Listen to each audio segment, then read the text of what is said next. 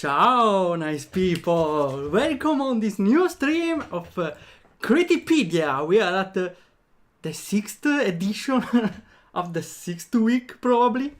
And hi, Mitsuli! Hi! Thanks for playing your game. No worries, I'm always happy to play other RPG Maker games, but you may find me a little scrupulous on a lot of things, actually.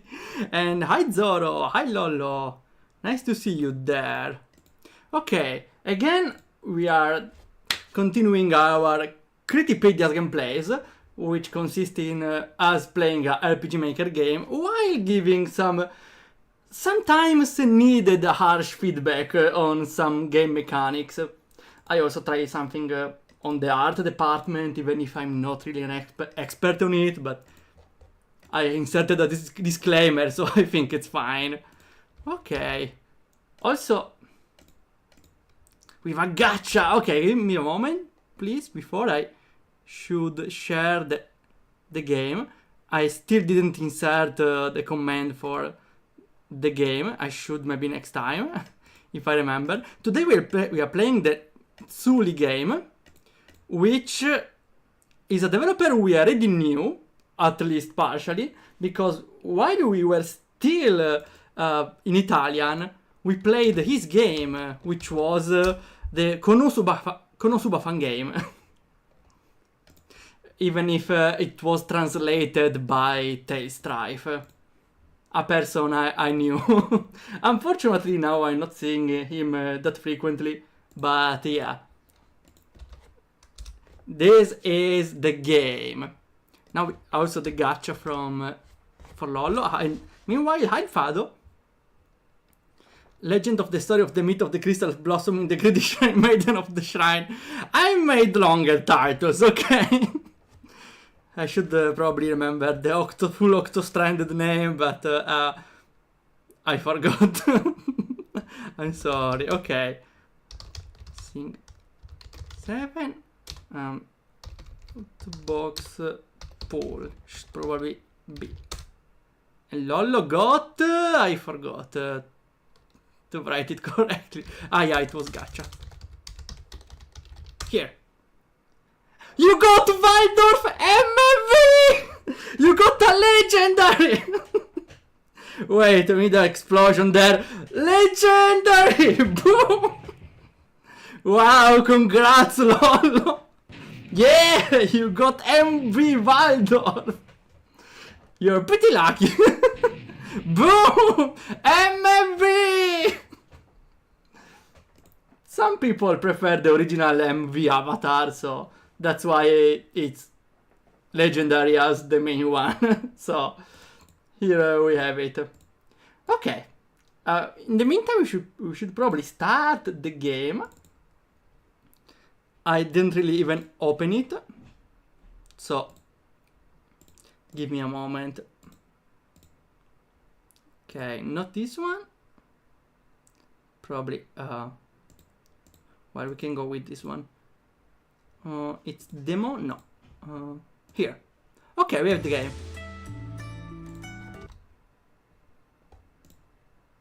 I should probably lower also the music, because we know RPG Maker games, how loud they are.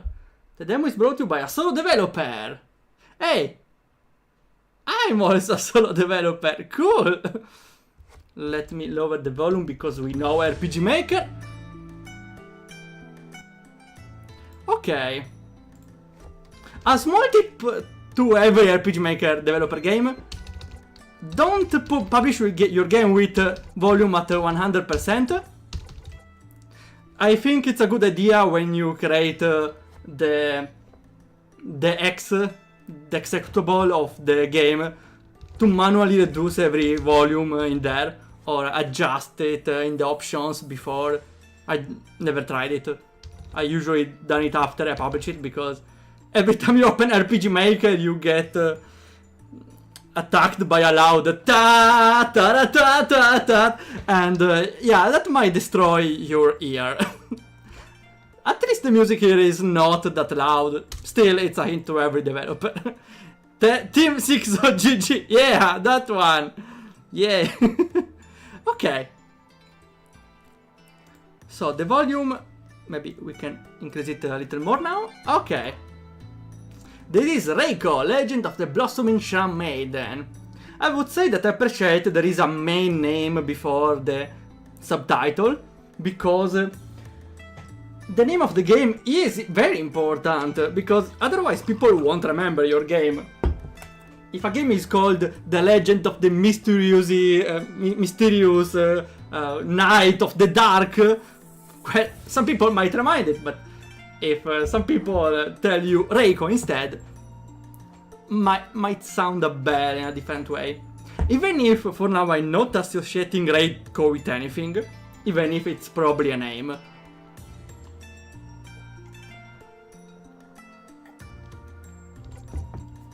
So I would say, for now, for now I don't even think the subtitle is that important here. It shows a little of context, but the game has a main name. I would say it probably needs a... Okay, I guess it's a little late for that, but I would say... I don't know, it's a little longer for being a subtitle here. And title screen looks good. Yeah, that's right. We don't have any fancy animation.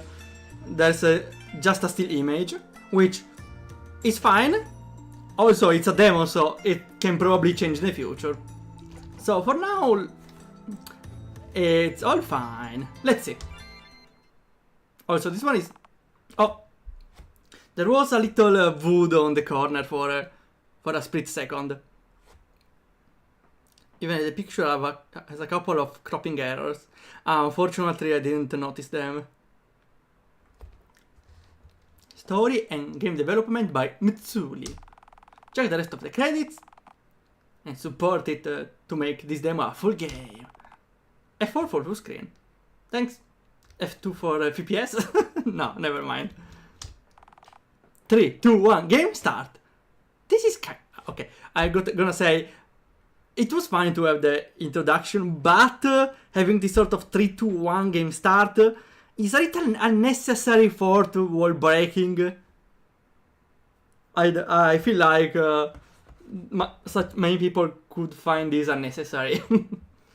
Because it's fine having fourth wall breaks, but I don't think there's a reason for this except the developer talking straight to the player. Too much text. Well, it was a short introduction. I think it's fine. I will see what will change later. This is my fault. I'm too late. The whole island is destroyed. Okay, I think we are starting with a flashback. A flashback could be a nice way to start, since the player needs to start to end. The player is entering the game world at the start, so the developer should give the player some time to adapt. So I think a flashback could be a nice way. Also, we have the original city on fire. Probably it's the evil demon lord behind this. It's always the demon lord. There's a small mapping mistake here, probably. There's a tree on the wall here, which doesn't make sense. Also, there is the how it's called the fissure on the ground is not for the ground. This one is specifically made for walls. You can see it because it's clipping or it's cut below. So this fissure and this hole is specifically made for walls.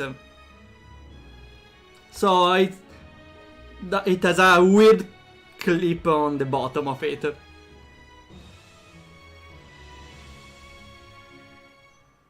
The burning is too abrupt though. What do you mean abrupt? There is the smoke here, which I recognize it. It's from the... I don't remember, it's from a big plugin. Probably Theo? Or Mog, I don't remember. Maybe needs work. Yeah, I'm making you notice some things in case you haven't noticed them. But as it could be either fight in or some movement before the dialogue. Oh, you're right. Yeah, because I started reading the line before even commenting on the map. So, yeah, the starting on the flashback is fine. But, yeah, could be a nice idea to have a little... give some player the time before the dialogue here. Damn it, where did it go? There it is. A dragon, okay. We have a variant on the Demon Lord. A little girl is being attacked by a dragon. Ah! We have a little mismatch on the portraits here. Because, apart from the graphic style, which I didn't really not pay attention if it was coherent or not with this one. But the size was pretty different here. This one is very big, the other of the little girl is very small. So probably could have been resized to fit the proportion of this portrait. Dead! Wait, we have a custom sprite for the dead dragon. That's cool. Kid, are you alright? She's still in shock. I need to make her feel safe first. I really appreciate how, based on the portrait position, the text is shifting left or right. Well, now it's simple, it's on the left, but when the portrait is on the left, the text is leaving some space on the left. Also, this character is somewhat specular, so flipping the image doesn't ruin anything. You are safe now. I'm a samurai from the Naginata Shrine. It's missing a comma? A dot. Nobody gonna hurt you while I'm there. Samurai? Haunted by the village destruction, I vowed to become the guardian of the sole survivor. The poor girl lost her memories, so I named her Reiko. The name, the legend of the blossoming shrine Maiden. That's the game title. Okay, not really, that's right. The sword changes side, so he's left-handed on the one pose, right-handed on the other. I never knew how much relevant it is to make a character flip on one side. I think it's reasonably allowed on RPG games, while on visual novels it's kinda not suggested since a character has the hand on the different side. I think games more focused on the characters and visual presentations of visual novels hardly allow flipping characters. I don't know though for everything else. She was way too young to survive by herself after losing everything. I resigned from my job so I could take care of her. Is there a reason to? I forgot his name. Let's call him Hero for now. Does the hero have a reason for taking care of her? Or even if he doesn't have a reason, is there a reason for not having a reason? I like this phrase. Wait. I like this phrase. Is there a reason for not having any reason? Because everything in a plot is carried forward by a motivation or consequences. So maybe the hero takes care of her because he feels empathetic on her, or he feels sorry for her. Or maybe she remembers him of her lost daughter, for example, which is probably not the case. But I think we should probably need a reason for him to... Not really a reason, but the player... I don't know, if it's too sudden, it maybe just a simple that the hero felt pity for her or something would be enough. because we see him as a very strong hero. He one-shots a dragon without even entering a RPG battle. So we can see how he's very strong. So that means he fought a lot of battles. So I find it weird that he stops his entire career just to care on a little girl. Which again could be fine if we can see a reasoning behind. Which, okay, we might even see the reasoning on the next dialogues. So let's see. Or maybe it's a secret for later, but for now I think an explanation could have been useful. At the end, okay, that's better. Even if this could enter on the territory... I don't know, because we had something similar beforehand, which was probably on the not showing the absence, which is making the player know the game knows something is missing. In this case, is the explanation. So I think a small hint or something to make the player know the game knows about it could have helped.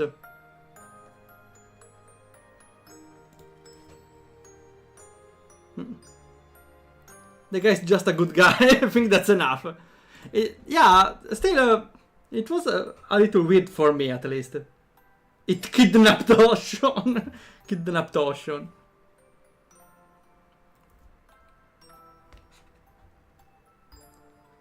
Yeah, you're right, not all answers have been to be given right away. Yeah, that's right.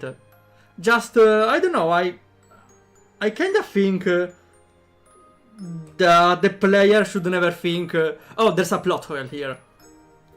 Even if the thing is explained later, the player could stop before and think, I don't play this game because there's plot holes. Even if, yeah, that's a really small detail. And it can even not be interpreted as a absence. So I think that's not really important in any case. At an abandoned shrine near the village. I have to... I'm sorry. The Critipedia's gameplay are always like this, but this is the cliff. You can see the cliff. It goes up until there, the cliff, right? Okay, the cliff here is taller, but here it's going there. And you can see as it goes here. It can even go...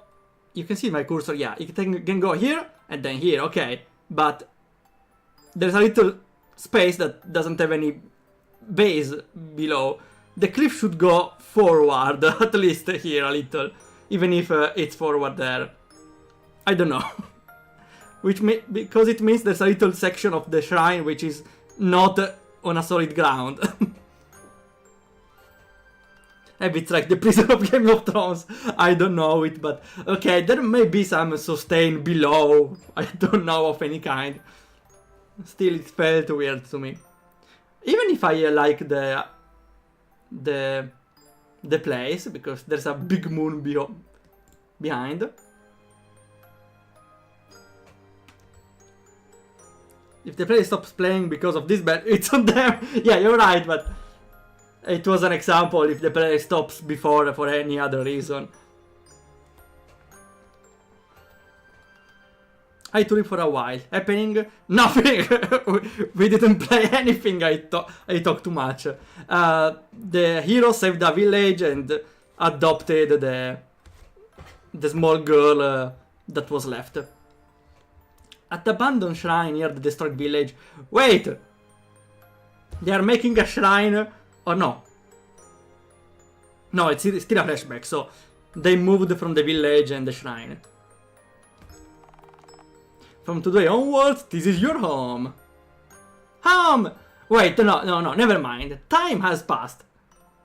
Isn't it a little weird to have her stay home near the village she just lost?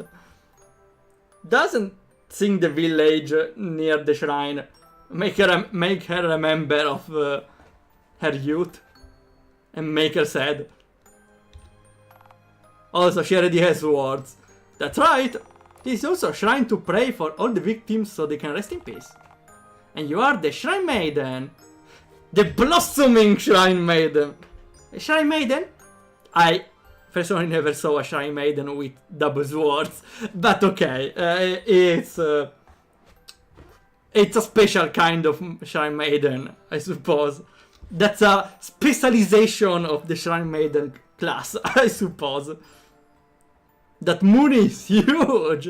Well, probably it's a different planet where they are closer to the moon.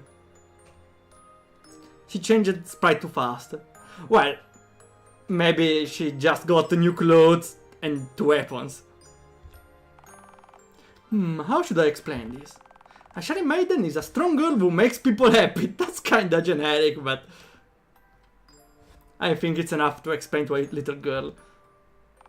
Shrine Maiden! Yay! Reiko will be a Shrine Maiden! I'm glad that she's smiling again after such a traumatic event. But she needs to learn how to defend herself. I will also teach you how to use words to protect yourself. The game is missing a lot of dots at the end of the phrases. Call me teacher from now on. No, missed opportunity to make her call him senpai. No, I'm kidding. I'm kidding. Teacher is fine. Teacher is fine. Daddy! Okay! I retract everything. I retract everything. Senpai was better. Senpai was... Daddy! I think I misheard. Daddy!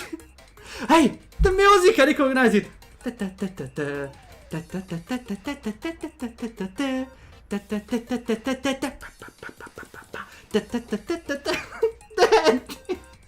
Please let me screenshot this one. I was expecting a senpai. My expectations were subverted. Ha! Nice joke, I'm only 20 years old. Yeah, you don't get it, right? Daddy! At least call me big brother. Wait, which one is better? Daddy or Oni-chan here? I think Oni-chan probably, unfortunately. Daddy! Dinner! Hungry! And that's how I got a daughter. Right now, Reiko gets rescued from a dragon, and a few hours later, a samurai tells her she will be a Shrine Maiden and that he will teach her swordsmanship. And she calls him Daddy. Well, we don't know if some time has passed, because we got a little explanation before. Not much, probably because she still doesn't know how to talk well. So we don't... Probably at least a few days passed before. A few months later... They have a nice rhythm going on. This escalated quickly. Well, this could have been expected from the developer of the other Konosuba game, even if I don't remember much about the game.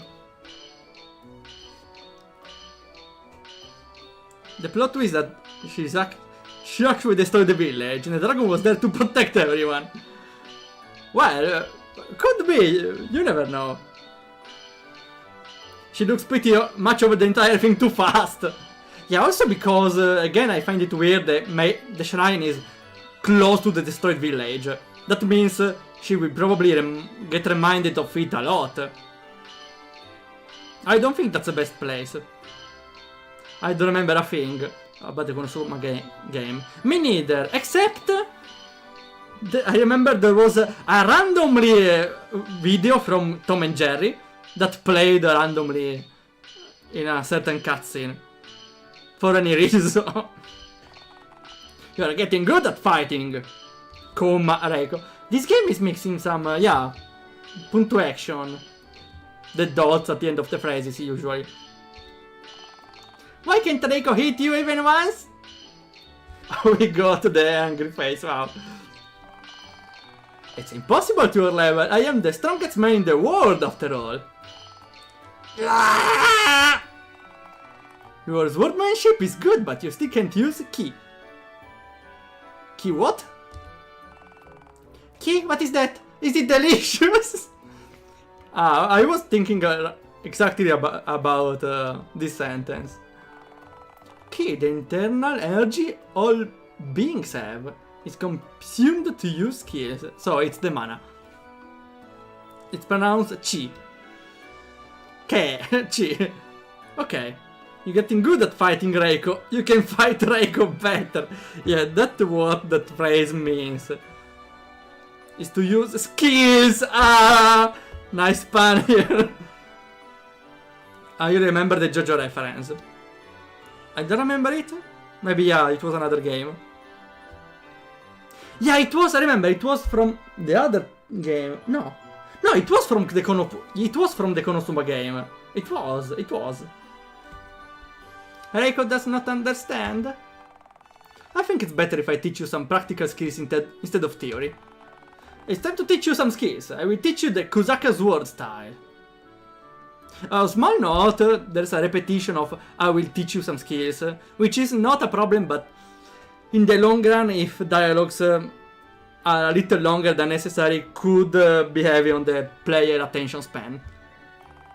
Kusaka, that's Reiko, that is Reim. That's right, I will teach you skills passed through generations of our family. Do your best to learn them. Reiko will do her best. Let's start. Why, there's a rock there. And the music is a little too epic for this scenario, I would say. Start by cutting that big rock. Daddy, that's impossible. Why some words are capitalized? Cutting was capitalized. Also, impossible is capitalized. Do your best I don't get it. I would suggest to pass the script into a grammar check, because there are a lot of little problems around. Just like capitalized letters, missing dots. Let's see. I have a tonic, art, attack, and I can defend. Daddy, this rock is too hard to break. Yeah, because you are defending. It's because you are not using ki. Gather a bit of your ki in your sword and jump slash the rock with all your might. Reiko will do her best. Okay, sword arts here. Or defend. Okay, I think I need to defeat the rock now. Oh wait, I could actually defeat the rock by basic attacking, you know. Do I want to do it is the question. Well, you know me. You know me. Why does she talk in third person? Well, some characters talk in third person, so I think it's possible for characterizing a character. Usually though, when they talk in third person, there's a reason too. Usually they dissociate from themselves. But could be used as a characterization, I suppose.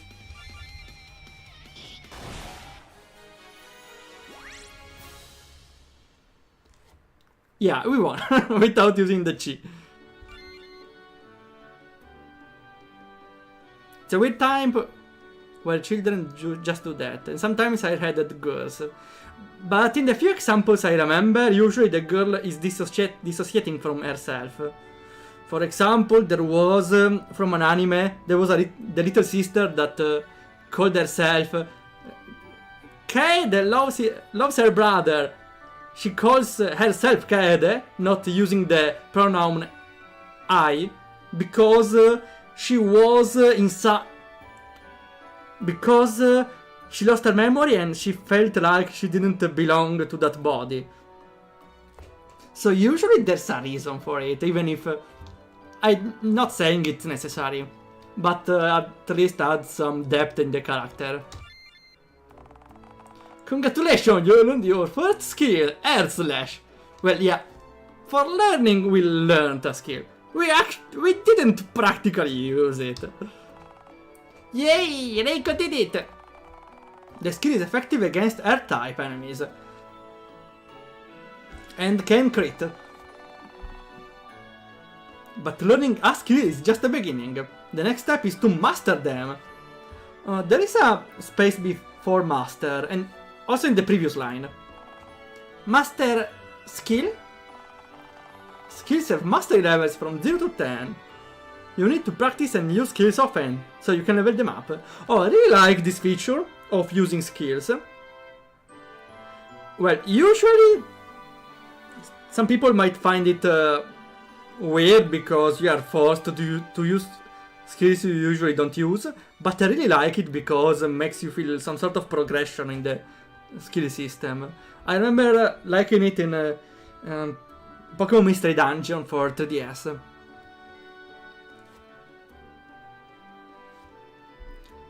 Turns out Scissor beats Rock! Yeah, if they insist long enough. It's 100% a trope. I guess it's just that I don't like this very much. About the archetype of the talking to herself. I think actually it's an archetype, but I think that's a great way to make a character dialogue recognizable. Because every character... Well, every character should have a different way for a dialogue. The top efficiency or the top... the best result is when you take a dialogue on its own, you recognize who is talking without any hint.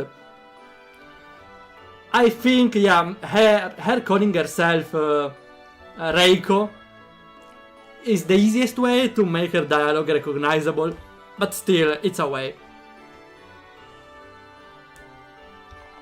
The higher skill mastery level, the stronger the attack and the less skill required.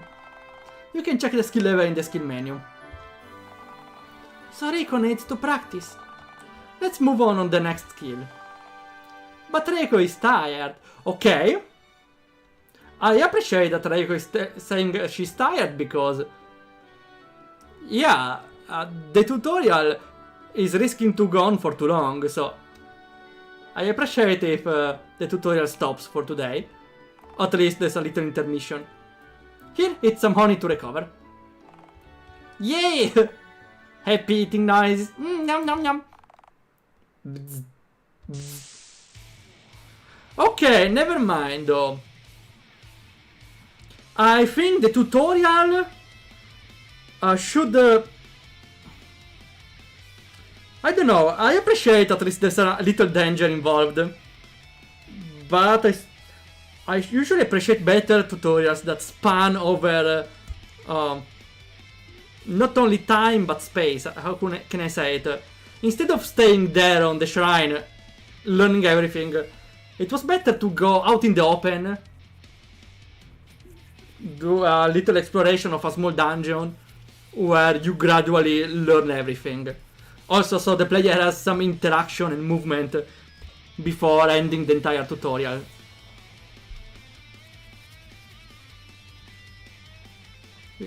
We've probably all seen lollies in games talk like that for no reason other than because it's cute. Well, games need to sell their characters, right? The dialogue is peppered with the stereotypical kawaii stereotype. Yeah, that's right. But people like it, so I don't see a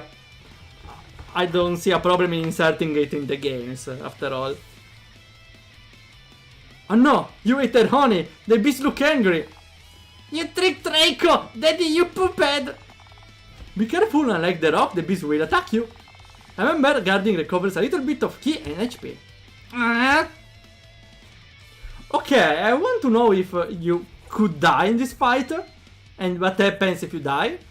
Because if you die, you have to redo the intro all over again. Still, let's try the Ki Slash.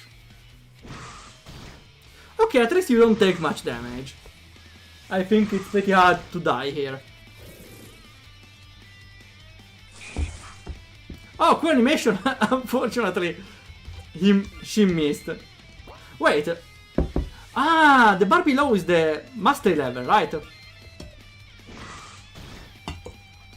I'm about to die.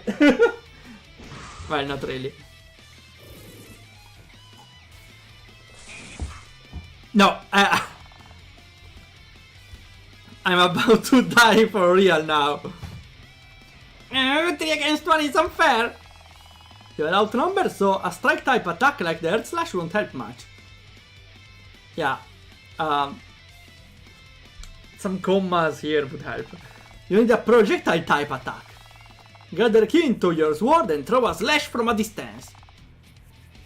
Moon slash, cool. Why didn't tell Reiko from the beginning? Here we are. Slash all enemies, okay. All.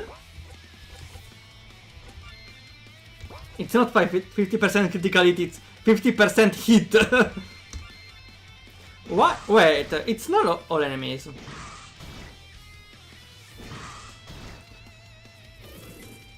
Please, at least this one hit. Okay.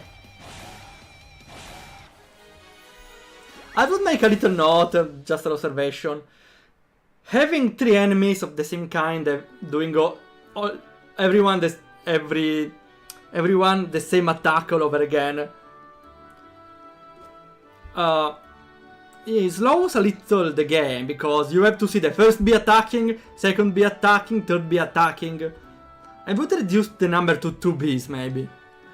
And probably the missing was intentional. Yeah. If you miss enough, you could die. Well, I think after 2 turns, if you use this move, you win. So, unless you are looking for it, you won't die. Even if I would have inserted an immortality buff on her, an invisible immortality, in case you lose. Because otherwise the player has to do the entire intro again. Just a small touch, though. It will never happen. We got Sakura Tonic and Yellow Plant. You did it! You learned the Moon Slash. The attack is effective against flying type enemies, and when you are outnumbered. Apologize to Reiko! Reiko was stung by bees because of Daddy! Sorry Reiko, but it's for your own good. Daddy just wants to make Reiko stronger. Don't be angry, I got you a gift as an apology. Here it is, the legendary missing space in front of the comma. I remember also Tails does this sort of mistakes, so did that at least. I don't know now. Kitty, yeah, where did you pull that out? Where did you find that kitty? It's mostly a fox, maybe. Yeah, it's a fox. This little fox is your new friend. Take good care of it. Love you, Daddy. Let's continue the training. You have more skill. No. Okay, I think the game now needs a rest. A small pause. But I want to play with Kitty. No buts. Finish your training first before playing. Okay. I appreciate there's a time skip here because another technique would have been too much here. Even 2 techniques at the same time could be a little long for the intro tutorial. A small story note though. It's a little surreal that she learns 2 skills in the span of 20 minutes. And more in... well, and she gets more in the next weeks. One more extra reason to not make the training all in one day. 1 skill today, 1 skill in the next week. New skills will be unlocked. Yeah, I know, later. Save!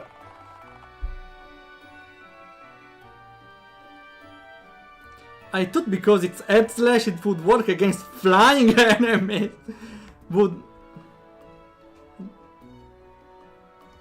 Yeah, you have a point. I wanted superpower summoning cats.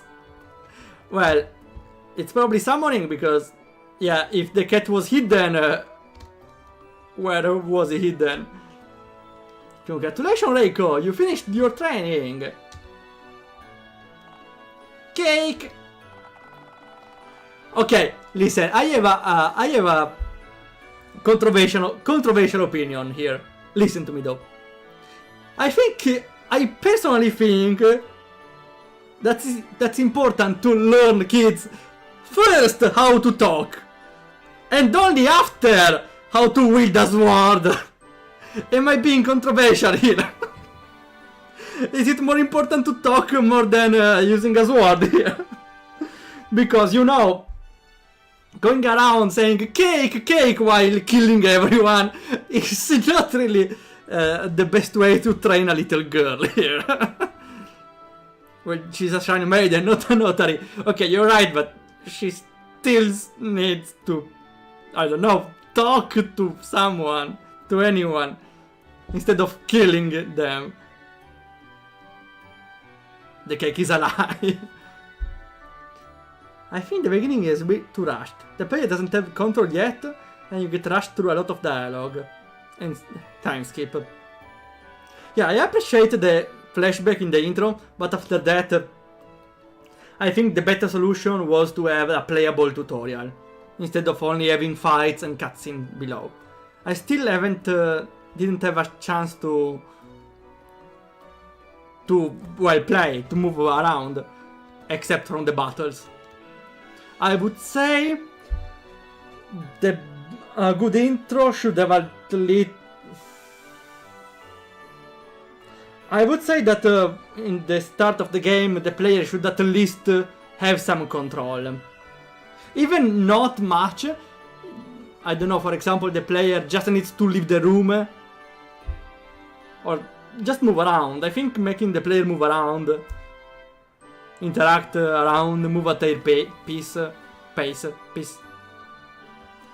will help a lot, not feeling them too much distressed by those cutscenes without any hint of moving, any hint of exploration gameplay.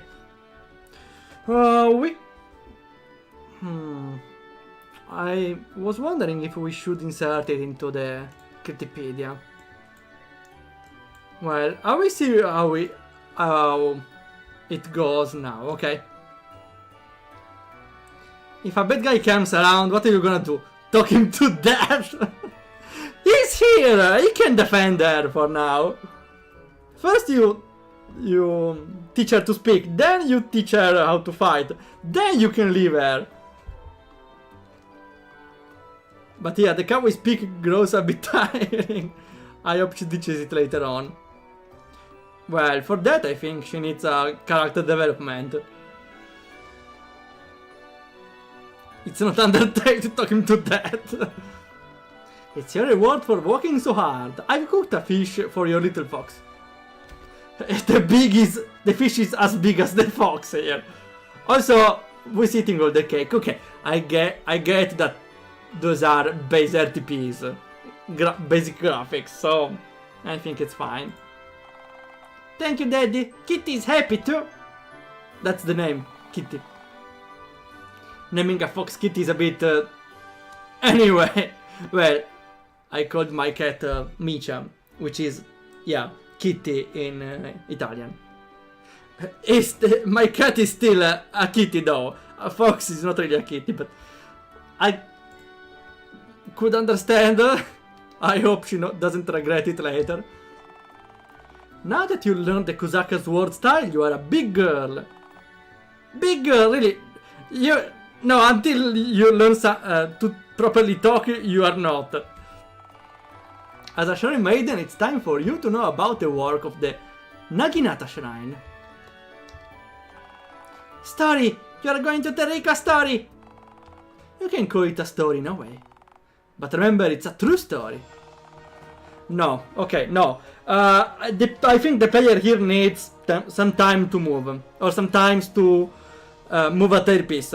Because up until now, all the game piece was in the hands of the cutscenes and the tutorial. The player didn't even had a moment to I don't find their I don't know, move with their timing, with the time. could have just been a free exploration around, and that's it. I think it's gonna get too heavy after the intro sequence, the tutorial, and then another story explanation. That's a trap that a lot of developers fall in, which is explaining everything to the player without considering that the player is gathering too much information now. The player needs some time to detach from all, to take a break from all this information. So I think now it's high time for adding a critique to Critipedia, which is a new one here. It's a writing advice, which is, it's not really info dumping because we got the flashback, the tutorial, and now the story dumping. So I think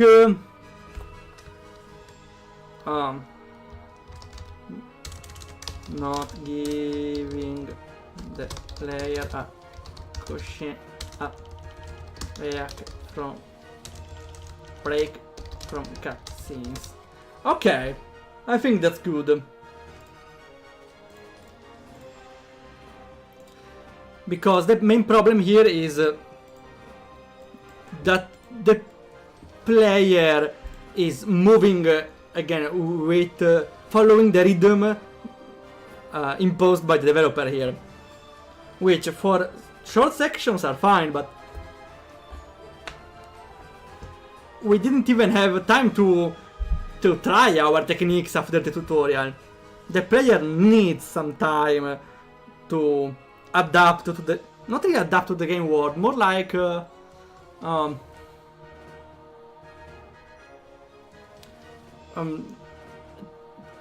I don't know how to put it.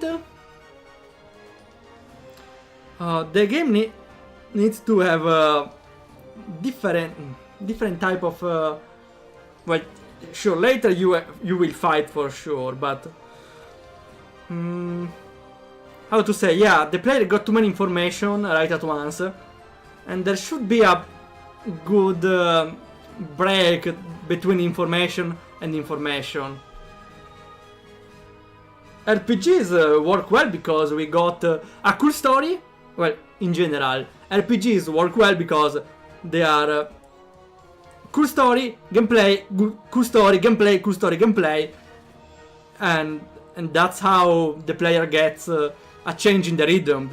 First, the player watches a scene. When they start to get bored at the scene, the game player restarts. When the player plays for a lot about the gameplay, another scene starts. So the core of making RPGs is finding the right balance and distribution of those two. And usually the start is the hardest one to do. Well, hardest one. The one where usually there's way more dialogues than usual because the player needs to know a lot of context. I would say though, even if the player needs to know a lot of context to start playing, some context can be delayed later. For example, this could be explained later, or the tutorial could have been done later. One of the two, not both of them. Yeah, engagement.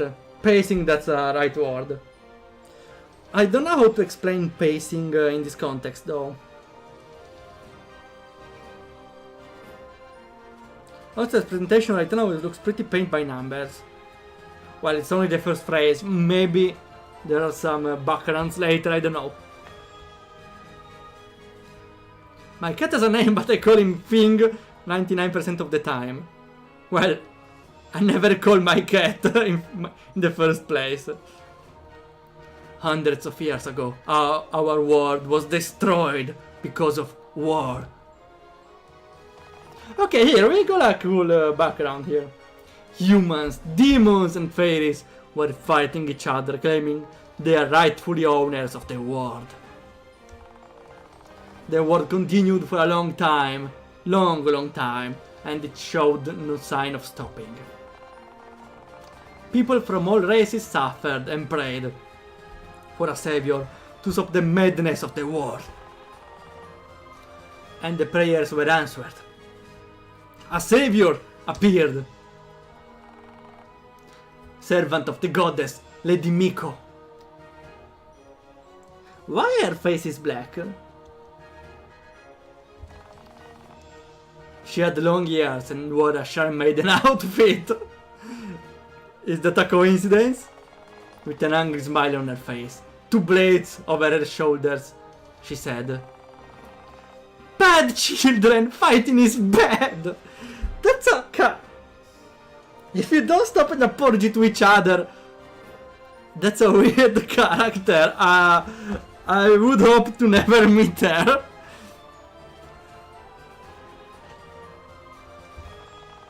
In the name of the goddess Naginata, I will punish you.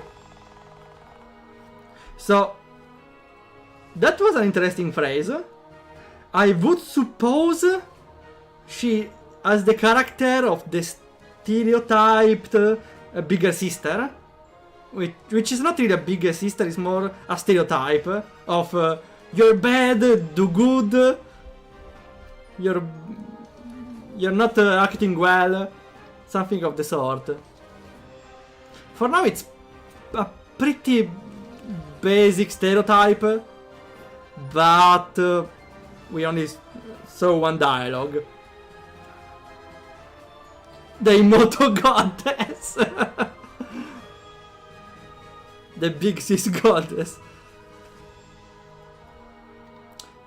I actually don't think it's a parody though, because up until now it seems serious, with some,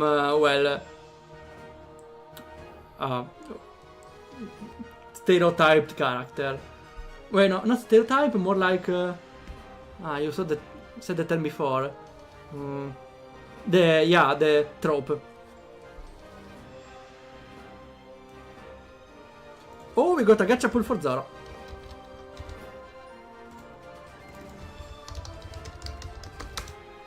And you got Marsha. A common one.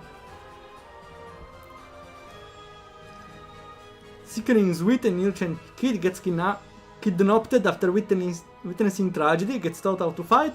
Looks like it's heading to the usual 1000 years ago the demons almost destroyed the world. Not demons at least. Then they got sealed, but now they're coming back. Well, we don't have demons in the story for... Well, it was a race. I hope they're not making only the demons the bad race. At least also make the fairies the bad race. Scared by Lady Miko, the 3 races stopped fighting and peace returned to the world. Wait, Daddy! She just told them to stop and they stopped? Simple as that? Don't mind the little details, those are big details. Just remember that she was so angry that I got scared of her, and they made peace. The truth is more hilarious, but I can't tell. Reiko, it's still a kid. Okay, that's a weird sentence. I would suppose... Okay, I would suppose he's about to tell us. Because this is not really this is not really foreshadowing, it's more like he's about to tell us. The truth is more hilarious, but I can't tell Reiko, she's still a kid.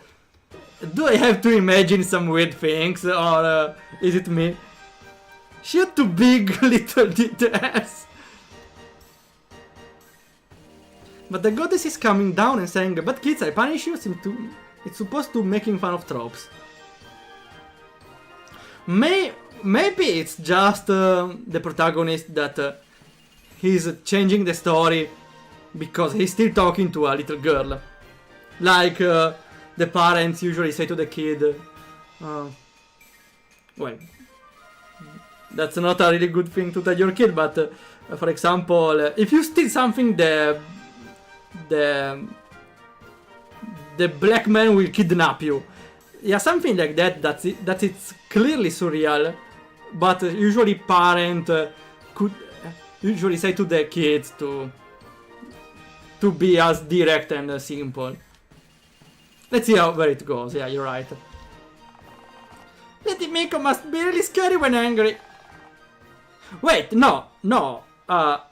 He didn't tell us what happened, which I suppose could be some sort of foreshadowing or anticipation, but that's not really how you do foreshadowing.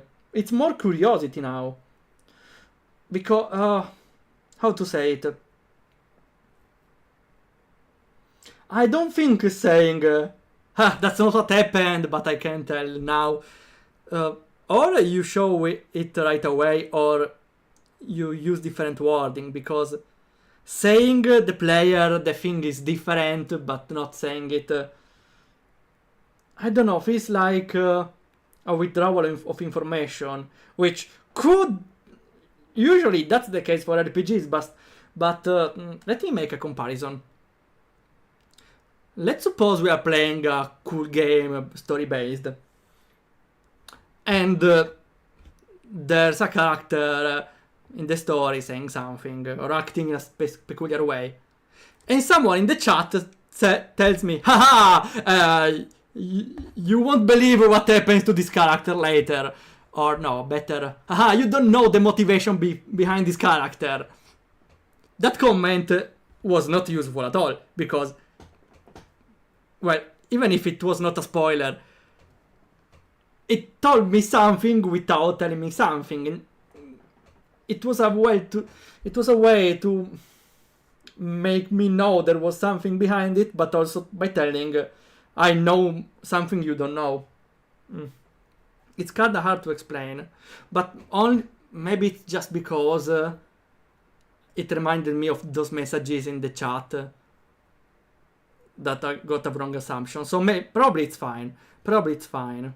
I just got an association with those messages. That's why I was a little confused. Unfortunate though. Alright, let's continue the story. Under Lady Miko's supervision, 3 countries were founded, where humans country Gaia, demons country Infernalia, and fairies country Lumina. Okay, the names are pretty simple, but at least they are easy to remember. So unless they are very important to the plot, the names, I think those names could be fine. Again, if they are not very important to the plot, the names. Well, if they're not important, they could omit the name, so maybe not.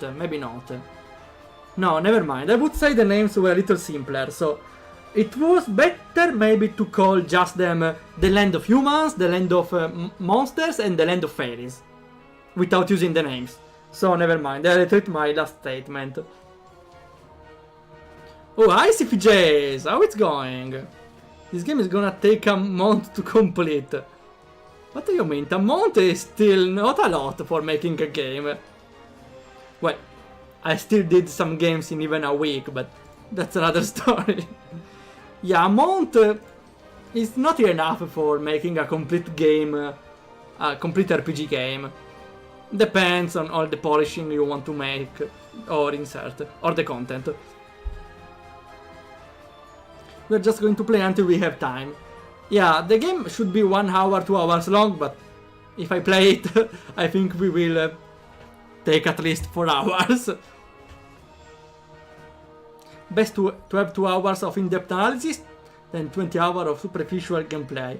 Yeah, you're right, at least from my point of view. I appreciate that people are enjoying this, instead of going to a streamer that just plays the game, which is also fine. But I also like to express my feelings on every game I play, and also that's a way to at least differentiate my gameplay from others. So it's not just watching someone play a game instead of playing yourself.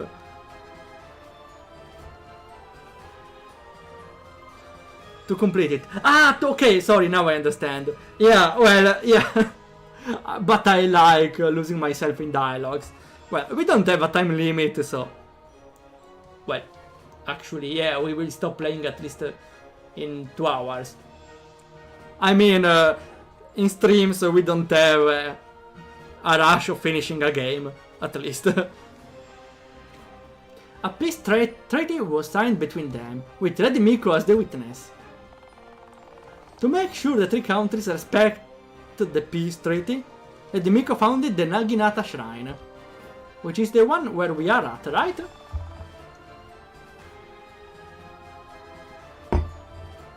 Over the years, the Naginata Shrine has nurtured shrine maidens and samurais to ensure world peace. How do they ensure world peace? I mean, maybe by being an intermediary between races. The leader commanding those troops and also act as Lady Miko direct subordinates are called the Guardians of the Four Seasons! So we have... so Blossoming Shrine Maiden is probably... I forgot the name. We have Easter, Fall, Winter... I forgot... Spring, okay, Spring, I remember. Okay, thanks, Spring. Those are the real technical let's plays that Lolo didn't continue. Lolo with more technical gameplays, where are they at? Where are they at? The question is, where are other Shrine Maidens and Samurai? Well, we probably meet them later in the game, as party members or bosses. There's no in between. Well, maybe both. We don't know. Basically, just turned Reiko into a chill soldier, and you thought the students in 3 houses were bad. No, they were almost all adults. Well, almost at least. Four Seasons Guardians? The Guardians of the Four Seasons are powerful warriors respected and feared all over the world. They punish anyone disturbing world peace. Amazing! They are heroes, right? Who are they? Daddy, tell me! The current Guardian of the Four Seasons are... Fall Guardian Iris. Okay, very small suggestion for every RPG Maker user here. You saw that there was some sound, but no text. It was empty, but some sound was playing, because the engine was playing the spaces before the text here. The engine was playing those text and not showing anything for half a second, still while playing sounds. The solution to this is, without using the Visu Stella centering option, is to use / major sign, and at the end use / minus sign, minor side. That skips the entire typing of the empty section. So that makes the text for Guardian Iris appear straight away, without intermission before. We will probably see it in the next characters, so pay attention if you don't understand what I mean. You can see this shortcut by hovering the mouse button, the cursor on the text box of RPG Maker. We'll make a Kickstarter for Lolo to resume Let's Play technical Let's Plays. Yes, I would love to. Where were they when the dragon was eating all the family and neighbor? Nice, interesting question. Maybe they are all dead, and maybe the plot now is we need to find them because or they died or they disappeared. Because, well, there surely is a plot about something happening, or there's no plot. Arara face! Yeah, that's right. I think those are... I like those designs. Are kinda Japanese. Even if I suppose, yeah, they are from a... probably from a packages, from a DLC. Yeah, no, they are clearly from a DLC because there's a cut here. There's an interruption here. Okay. How long is the info dump? Yeah, I would say that just a simple gameplay section before this story and after the intro would have been enough. The tutorial gameplay would have been enough, or even just a gameplay before the story. Even if playable tutorial was better, maybe. Fall Guardian Iris. Winter Guardian Drifa. Oh, she's so cute. wait. Waifu spotted. Waifu spotted. Here, screenshot. Winter Guardian Drifa. A Drifa! That's right. She doesn't have really twin tails, but she has something of the sort starting on the sides, I would say. Spring Guardian Madoka. Madoka Magica. Okay, she feels like more of a paladin type. And we have... Wait! Wait, so Reiko is a guardian! Wait, I was kinda expected, but this is a surprise. This is some sort of surprise twist. Even if maybe could have been expected. She has Tsuner 100%. Are you saying so? I would say... Yeah, Tsuner usually goes on twin tails. I would say like only 40% Tsuner. The winter girl. What you say? You didn't hear me? I said the Summer Guardian is my beloved daughter Reiko.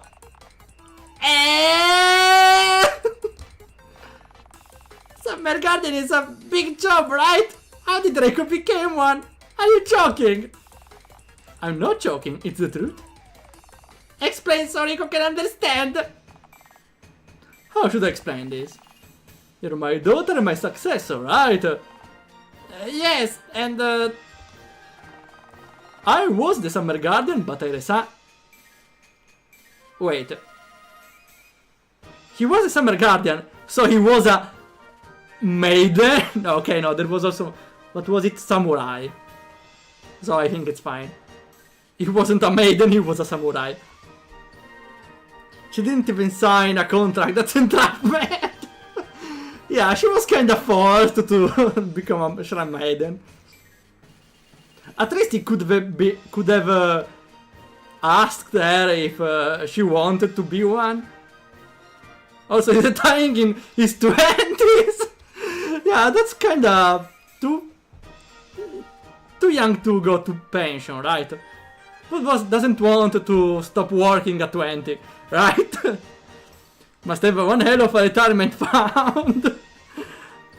Yeah, I want to be like him when I grew up. No, wait, I'm already older. Damn! I lost my chance. I resigned after becoming Reiko daddy, so now Reiko is the Summer Guardian instead of me now. Is there a reason for him to... No, wait. Wait. Yeah, the reason for his assignment was, yeah, to look after Reiko. Wait, no, I don't get it. So, he resigned after looking up for Reiko. So there's not a Summer Guardian anymore. So he taught her adopted daughter, Reiko, to become the new Guardian. Because the previous one resigned. But when you stop teaching to her, and when you left her, when you leave her free, when you stop being the father for her, for example, when you will leave or when she will leave, you are not busy anymore. I don't get it. I don't get it. I don't get it. He stopped being a guardian, and since he wasn't a guardian anymore, he taught her daughter how to be a guardian. So, he taught her daughter how to be a guardian because he adopted the daughter. That doesn't make a lot of sense if put in this way. I don't know. There could have been a better way to make her inherit the role. When I grew up, let's face it, we are all still like 12. Yeah, I feel sometimes I act younger than I should. I stopped being a guardian so that I could keep you safe. Now protect mankind from evil. Not probably to make her safe, more probably to be a father figure to her, or to make her grow, but... I don't know, it still confuses me. There's a real reason. Ah, okay, yeah, you told me before, that's right. If we reach that part, because we are not playing that fast.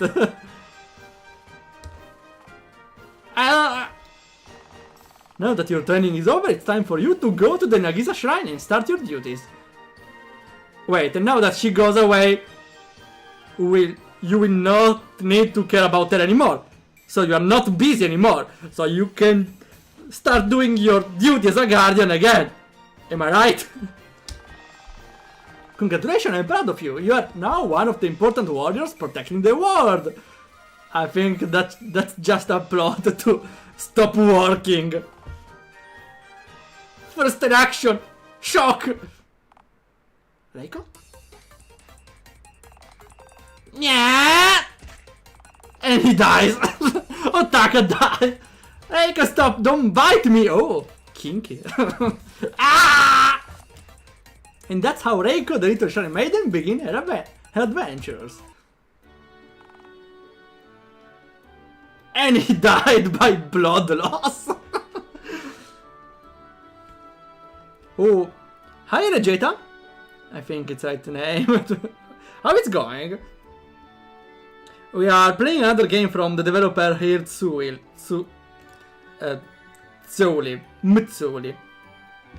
And we probably are about to finally start the gameplay session. Inverse 50 a reference. I swear it's a chosen one plot. For me, it was king. I swear, I bet there was a king involved here.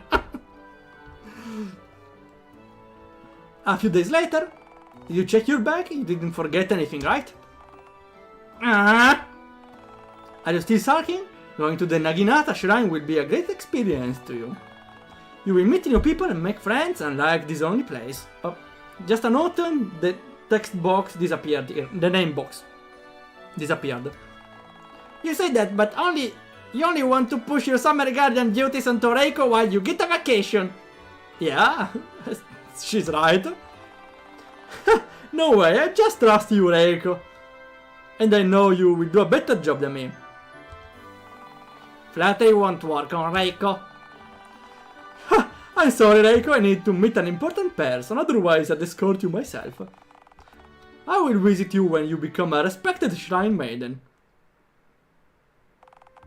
Really? You promise? You're in trouble. That's a little abrupt humor change. Little abrupt change on emotions. You aren't throwing Reiko away, right? Sob. She literally said sob in my mind. You're my precious daughter. Why would I throw my treasure away? The world is way bigger than this little shrine. I want you to visit many places, learn new things, and grow up to be a brave girl. Daddy, I won't let it down. I'm not giving you up, never gonna say goodbye or desert you. I will work hard. Good girl. I like you better with a smile.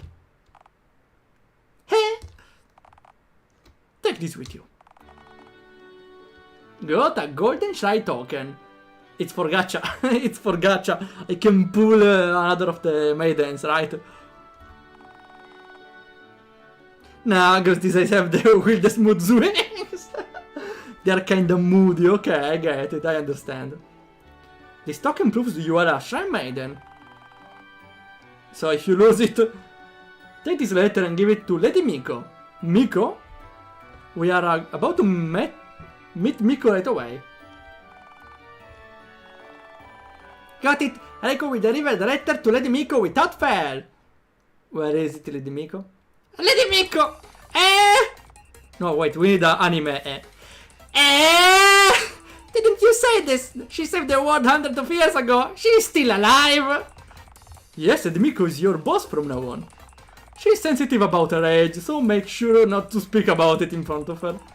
I called her old bag once and she locked me in the basement without food for a week.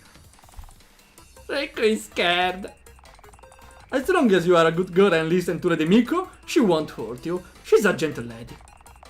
Reiko will be a good girl. It's time for you to go. The Naginata shrine is on the other side of the sea, so I asked my friend to take you by ship. Ship! Yay! That's not the right expression. Oh, hi Zephyr! How it's going? Nice to see you there. We are here playing the game of Mutsouli here in chat. We are giving the feedback, even if I may be talking too much. Also, we have a gacha for Fado here. You got Oh, you got Rhea! Awesome. And since I'm here, I think we can do a... I don't remember here. Okay. Shout out. Aha! We also got a shout out to Zephyr. Awesome. My friend is walking for you by the seashore. He's a weakling, but I trust him. Poor. That's how you treat your friends. Yeah! Explosions! Thanks for your explosion. Reiko will protect Uncle Weakling, don't worry. Yeah, don't call him that.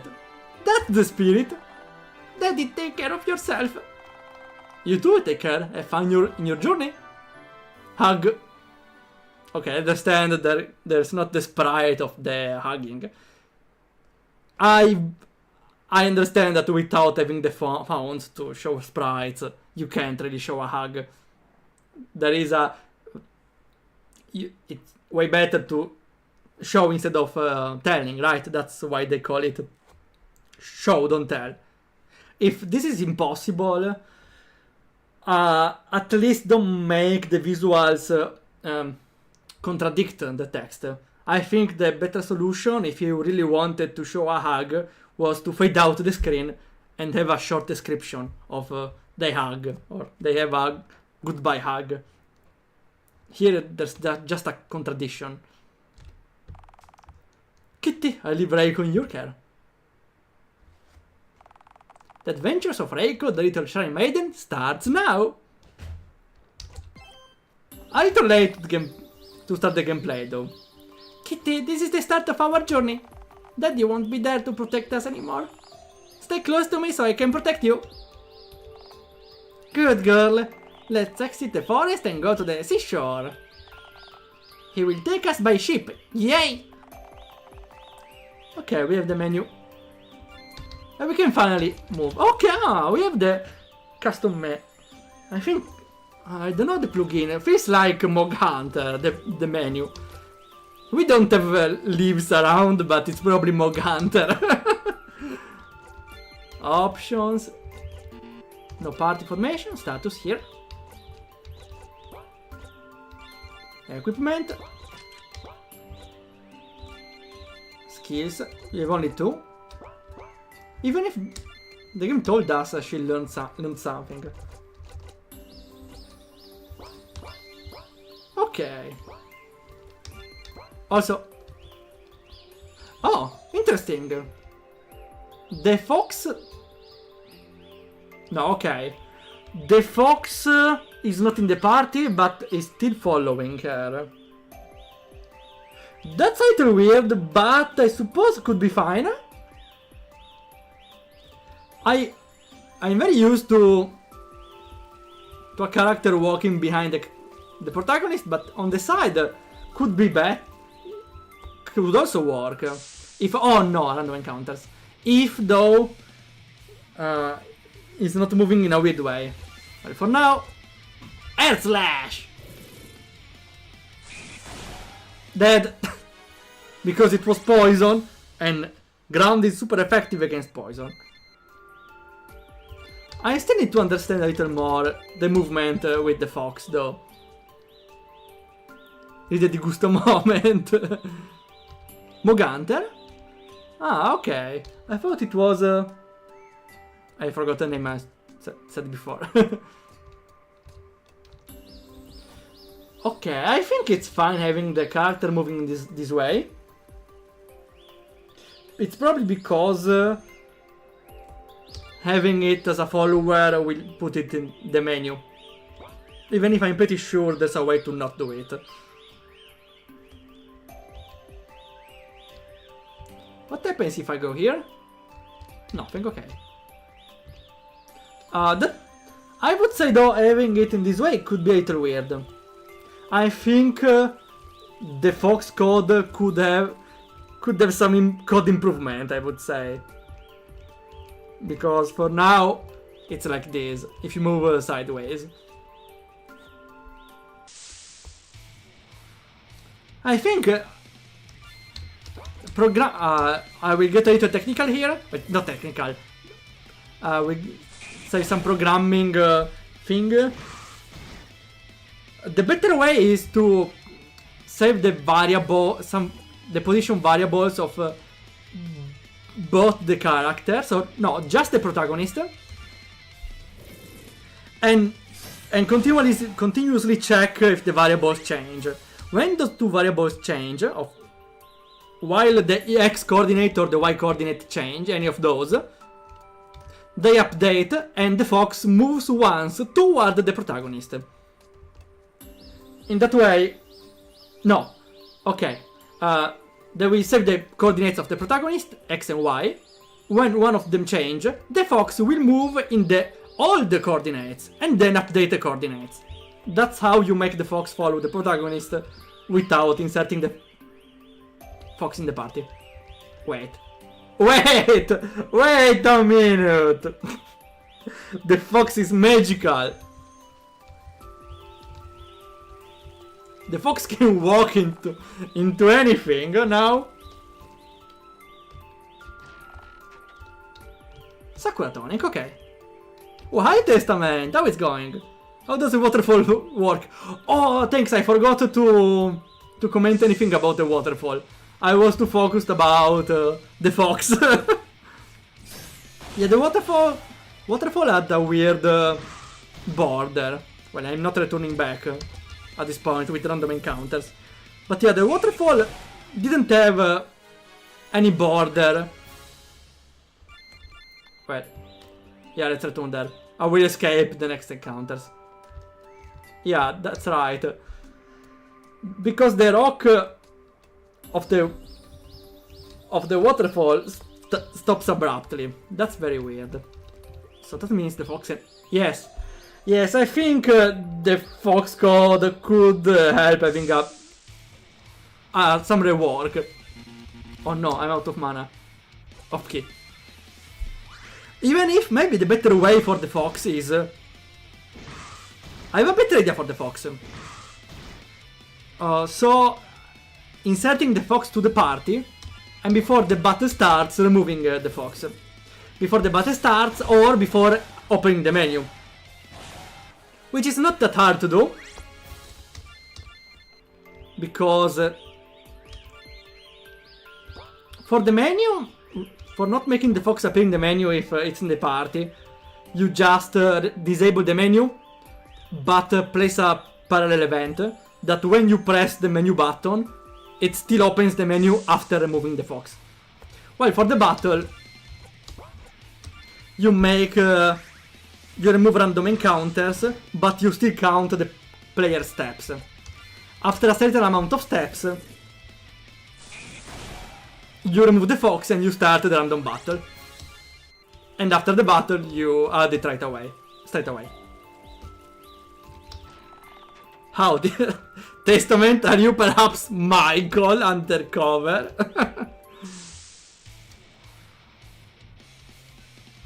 I still don't know if the key is saved between battles. Probably, I will check next time. The focus isn't real, it's just in her mind. Is that Mille Miglia? From, yeah, from a figment of Discord.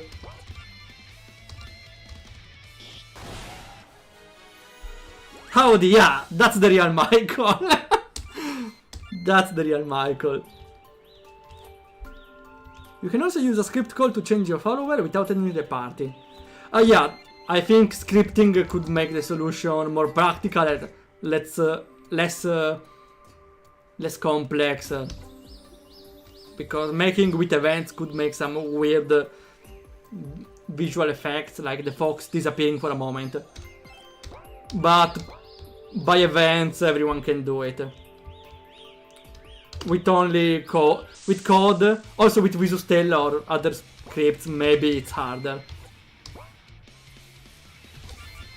I will try to save my key because maybe I need it for the next battle. Also, I may need to heal. But that's the fox! I should probably heal. Oh wait, I need to experiment a little thing. Ah, no, okay, it's right. For a moment I forgot defend didn't appear in the menu. Okay, let me save. This point, can't you just make an event that follows you? Yeah, this is an event that follows you. But as you can see, it has some problems. Yeah, I think though the better solution is to make an event that follows you. Even if with a better AI. The problem is you need to use it in every map. That means you need an event to program an event for every map. So maybe that's not the best solution.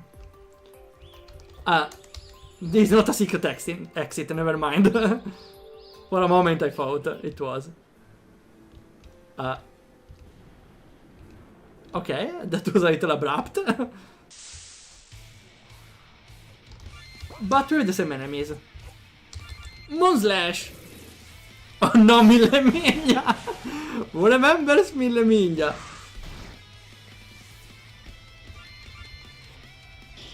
The cat we don't deserve, but the cat we need. Almost leveled up. Game followers. The character that follows you are separate from game party. Oh, by base, I unfortunately don't know much about the classes of RPG Maker. Something is there. I will check later. Last fight. Oh no, okay, it's fine. After this, we will probably skip battles. Just to level up.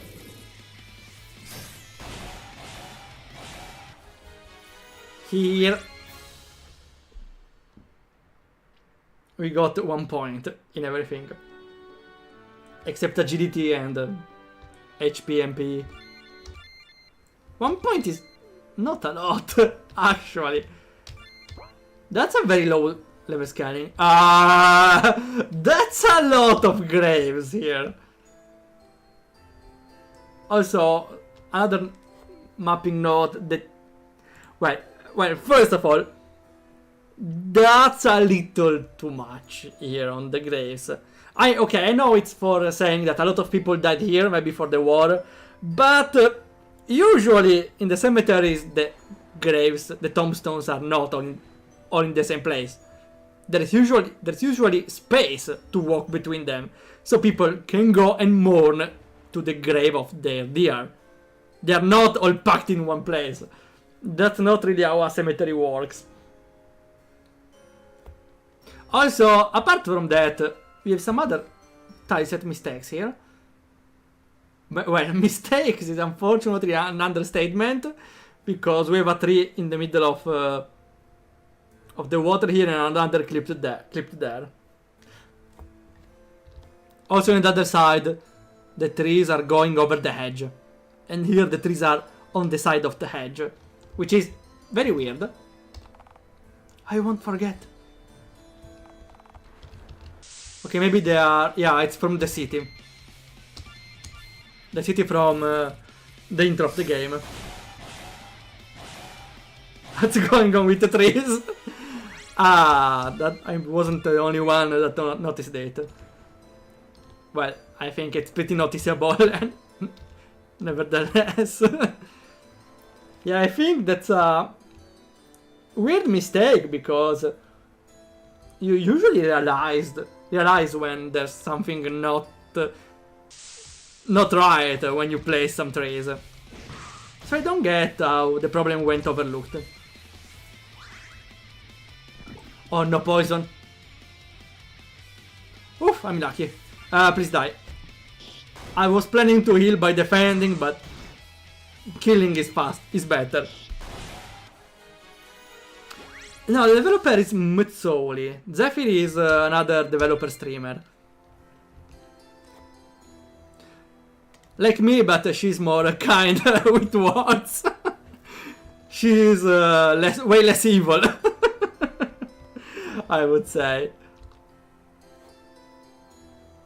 Christian Cross, it's good thing Louis in there. Oh, good point, Zoro, good point. I always forget, but yeah, usually crosses are linked to the Christianity, and that means if there are crosses in a game, there's also a Jesus. Unless there is another explanation for it, but that could be complex to do. So I think the better way is just to not use crosses.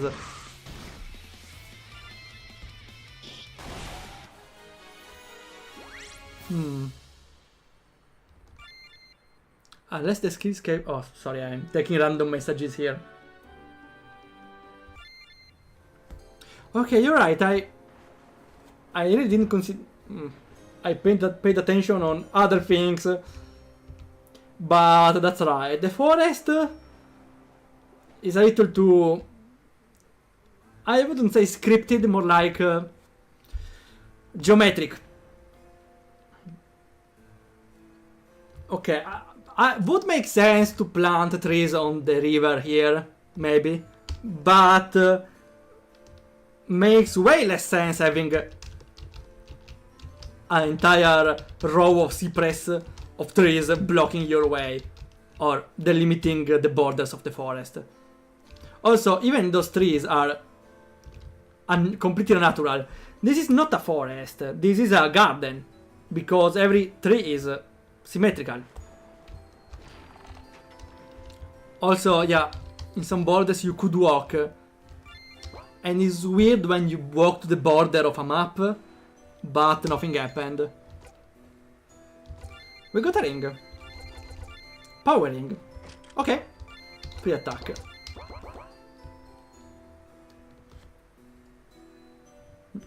Oh, we got a gacha pool for Testament.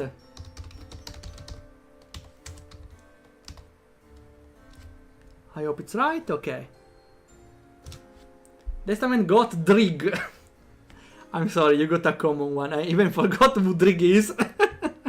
Probably a cool guy, nevertheless. I'm more like the chaotic good of reviewers. I'm the chaotic evil. Not only in reviews, also for game development. You didn't even see a thing of me.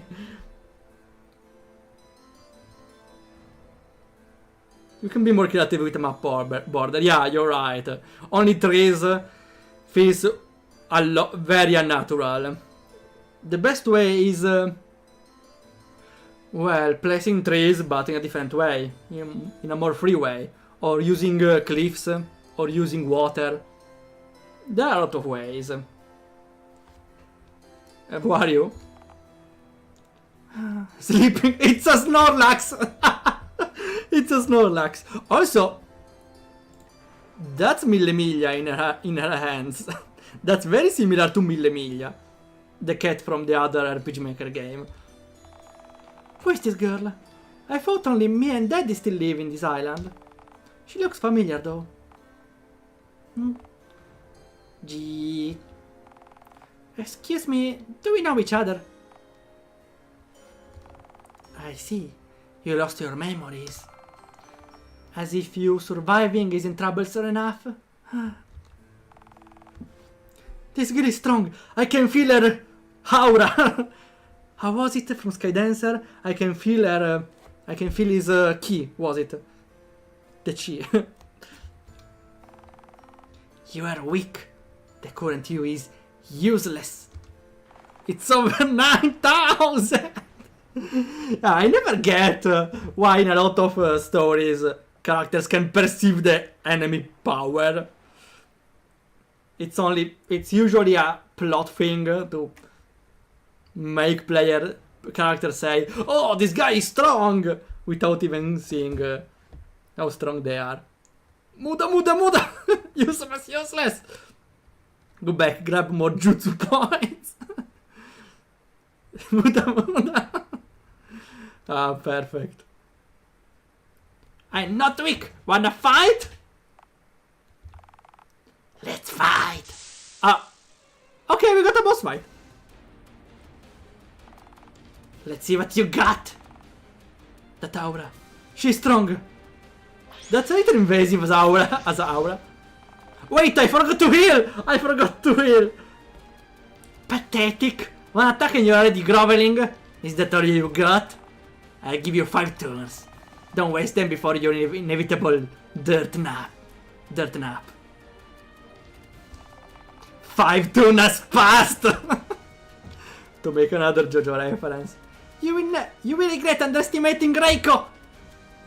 That means I don't have to heal. Well, for now, Earth, Slash, and whatever. 5 turns are not enough, come on. Are never enough.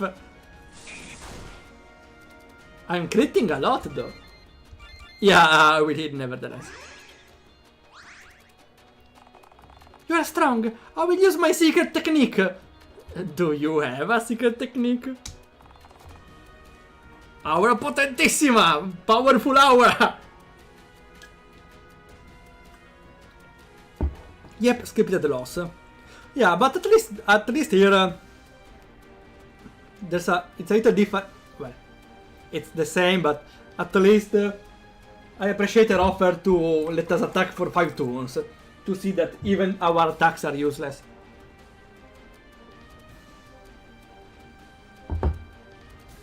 Reiko can use full aura slash. Oh, I'm lucky I have full ki now. This 50% of the target HP. Ah, that's interesting against boss. Wait. Interesting move. Reiko flees. Can I flee? Ah, I tried. Nigga non dario. Joystar secret technique. That's an interesting move because it's powerful against bosses. But against normal enemies it's kinda useless. Even if, yeah, you will never reach 100 ki against normal enemies. Sure, let's see. Oh, we have the cut out animation. Okay, that's cool. That's a cool animation. Half head. Both paralyzed. It hurts! Reiko hates using this skill. Hurting yourself while striking an enemy is as clumsy as always.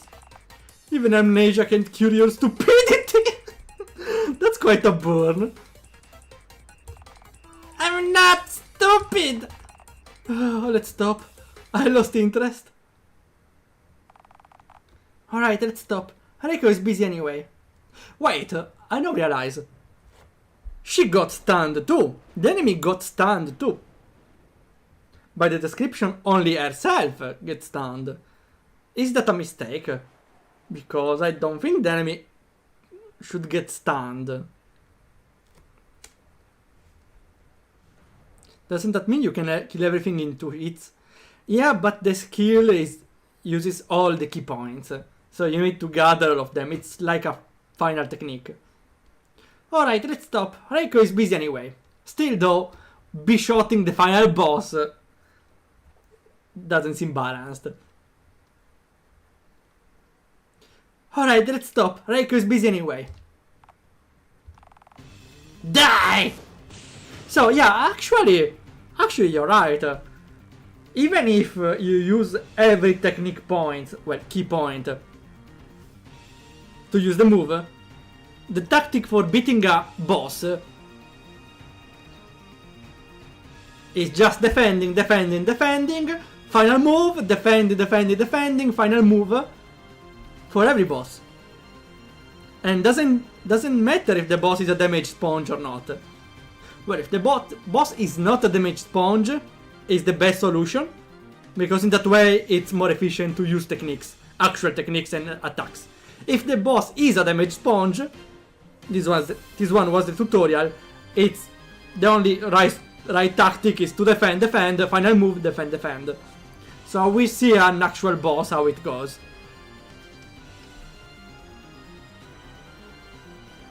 Okay, Michael, thanks for coming by. Have a nice adventure. I think if you miss, you can get stunned. I think the stun is in the damage formula, because otherwise you need to call a common event, which is still fine. I don't know how it works. We will see. Oh, we got a gacha pull for Heroic Zephyr. Nice. Yeah, I started using those characters below the stream. And I wanted to add a gacha because, well, people love gacha if they don't have to pay. So, let's see what you got. Oh, you got Maurnager, which is a character for a game I never did, but for a game I never finished. Still, you got a pretty interesting character.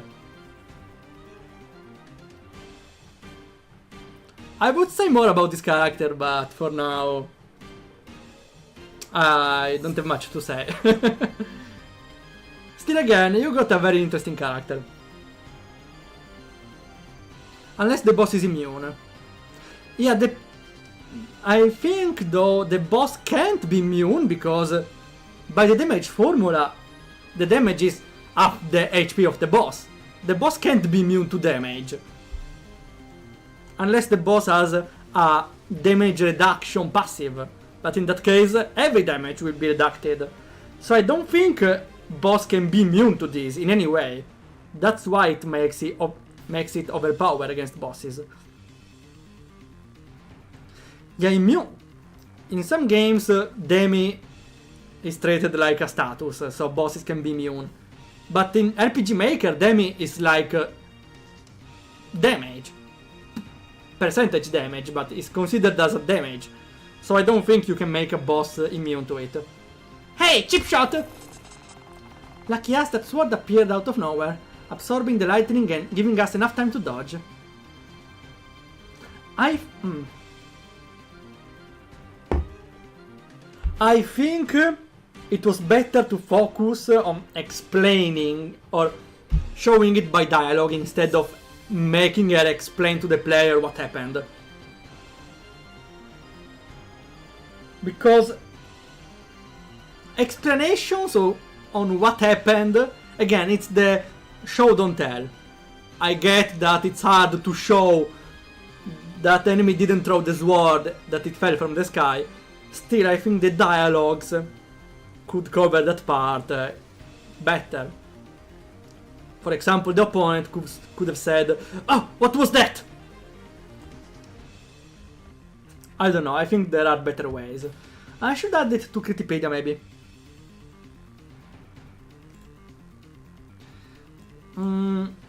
I wouldn't really say show don't tell, but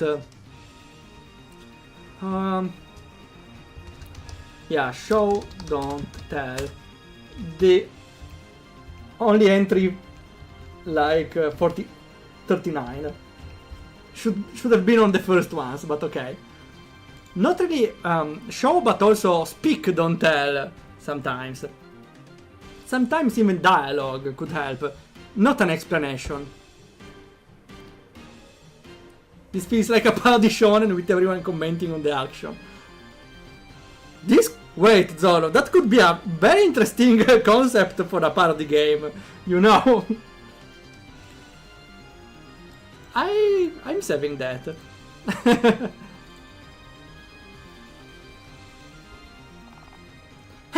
So close. That sword. A hero must be nearby. What a pain. Yeah, her father. Hero? I present myself to you. My name is Luna. I'm one of the 4 heavenly kings working under the Demon Lord. Wait, we have the Demon Lord, nevertheless.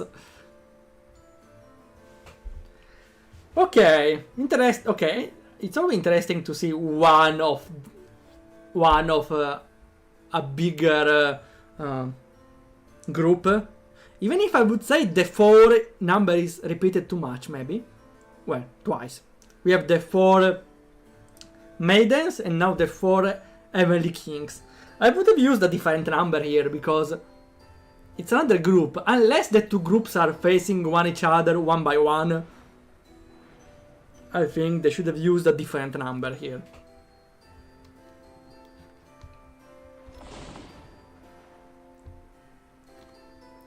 Visual novel action. Yeah, at least visual novel always explain what's happening. Here it was weird because the protagonist was thinking what was happening, which was weird. A description maybe would have been better at least. She's earning more waifu points. Doesn't she have enough? The Winter Maiden was... I prefer the Winter Maiden though. Remember it! My name is Kosaka Reiko, a shrine maiden of the Najinata Shrine. Reiko, is that your new name? Also, Kosaka?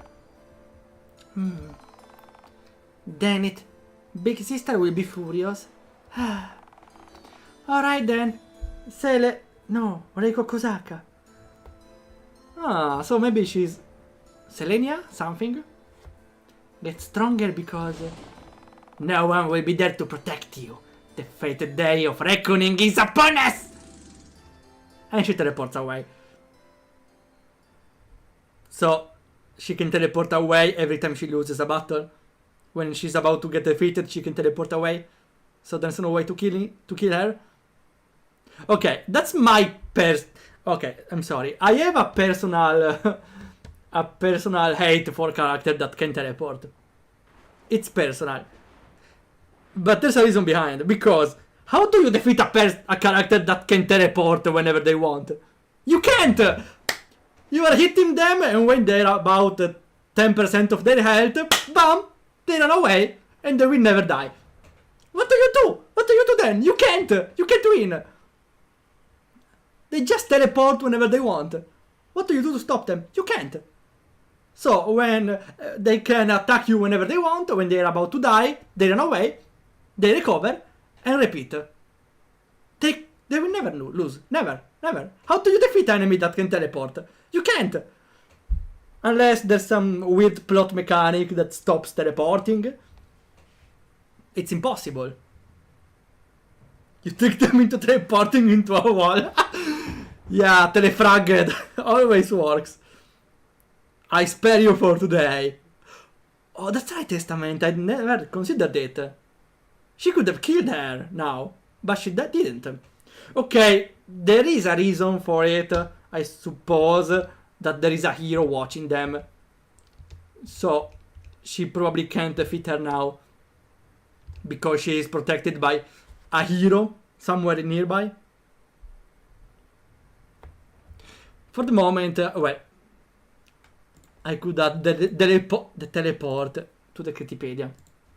Again, it's a personal hate, but still something that could make this a character too overpowered, maybe.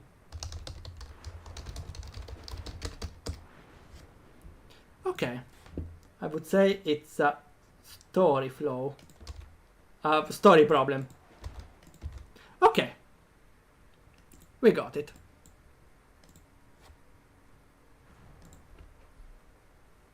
Evil Bunny got good at also it's Mille top tier already. Sorry, I'm for the 40% tsundere. Of course, the great evil that was sealed years ago is about to break free. Which I still don't understand because also the fairies were part of the world. So I would accept if the evil lord is about to break free, if also the big evil fairy is about to break free. Because they narrated the fairies also as opponents. Teleport is a cheap excuse. When they are die defeated, you need a reason they didn't just teleport away. Use some healing abilities and they return for round 2. Yeah, that's kinda broken. I drag darker screens with rain. Okay, yeah, that's right. The rain is just falling. Okay, sometimes the rain falls with the sun, but I'm not seeing sun. Yeah, should be a little darker. Do we need to interact with the sword? Who saved me with this sword? It's not dead since it's not a katana. It's gone! Okay. I don't think we needed to interact with it. Event here? No? Here. I'm surprised. There's an event here. Ah! This is the real boss! I'm out of mana.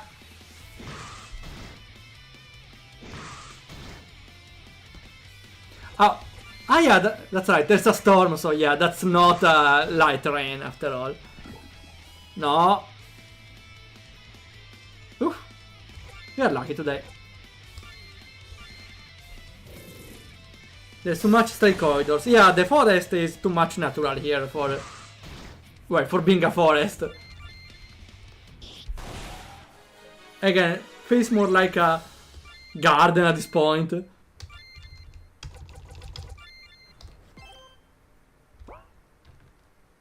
And the big evil human. Ah, that's also that, right. Could be a nice twist of...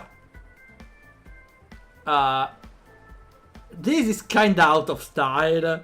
This is very clashing with the art style. I would have... I think it was better to make the ship small, even if it was a natural, since the game still has the chibi art style. So with a chibi art style, I can understand a miniaturized ship. This is just clashing with everything. Look, Kitty, a ship. Also this... wait, we talk about mapping later. Daddy's friend must be nearby. Let's look for him. Okay, the fox is only there. Want to play on the sand? Well, the mapping is kinda empty. Look, here you can count the tiles without anything. I would say a good 80% of the map is empty. I would have added more palm trees and not squared up in the side. Oh, the enemies too. The same. Also, I would have added more grass tiles because since we are close to the forest, I think it's natural to find some extra pieces of grass around there and there. So I would say the beach is a little not decorated at all. There's nothing there except a tent here. Stranded. At least not Octo stranded. It's like on Final Fantasy. I asked the ship, put in the box. Maybe they did the ship bigger here because you can't put a big ship in a box.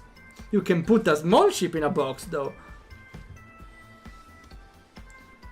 The game progression feels both linear and random, no incentive to explore. Well, there was no real exploration for now. We only had a straight line with 2 small places where to gather some items. Daddy's friend, are you there? Oh, you must be the young Lady Reiko. First reaction, shock. A prince? Uwu! Ataka told me a lot about you. It's a great pleasure to meet you. He looks like a prince. I speak like a prince. Uwu! My name is Reiko Kozaka. This is my friend Kitty. Such a well-mannered young lady and such a cute friend you have. My name is George Laboski. Achoo! Sorry, I was thinking a weird name could ruin the moment.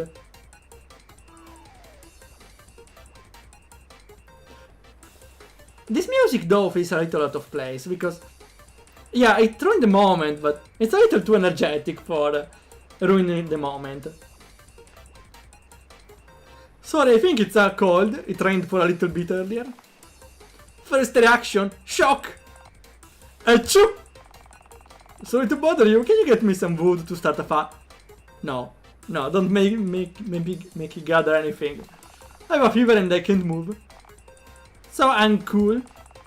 I like disappointment is miserable and her day is ruined. Yeah, it's the meme. I will still screenshot it. Perfect. Memes. The memes. I think it's okay to put memes in the games, even if yeah, I think they shouldn't at least be used a lot, unless you're making a meme game. Once in a while, I think could work. It's some sort of reference after all. 10 pieces. Okay, but is there a reason for it? Well, except from the fever. I mean from a gameplay point of view. What is this? What's this adding to the gameplay? It's just moving around and gathering wood. It's not even exploration. It's just a way to make you do more steps. Right? I don't really like this section because what's the gameplay? You walk around to get some item, which is close by, so that's not really it's not really gameplay. You just walk. You just walk on the wood here. And that's it. That was completely unnecessary. Oh, we are burning Kitty now. Let's see if we can burn her. Thank you. Yes? Yes! No! She escaped! So close! So close! We were so close. Yeah, at least it's not much padding. Going in the forest was would have been a big problem. Still, I don't see the necessity in it. He delegates wood collecting, just like a prince. He snoods like a prince. Kitsune kebab. So warm, thank you, young lady Reiko. Reiko only collected wood so we can depart quickly. Still, I'm grateful. I always get sick when the weather changes. Daddy didn't lie, you're a weakling. Compared to attack, I'm a weakling, I guess. Oh, I forgot to introduce myself. My name is Regis. Your father is a good friend of mine. You made Reiko collect food for free. Yeah, it was around, but still. Well, he could have collected the wood. It was pretty nearby. Take this! Nice to meet you, uncle. Since you are Otaka's daughter, that makes me your uncle, I guess. I called him uncle and he didn't get angry. It's time to show you the ship. Are you ready? Sheep, let's go!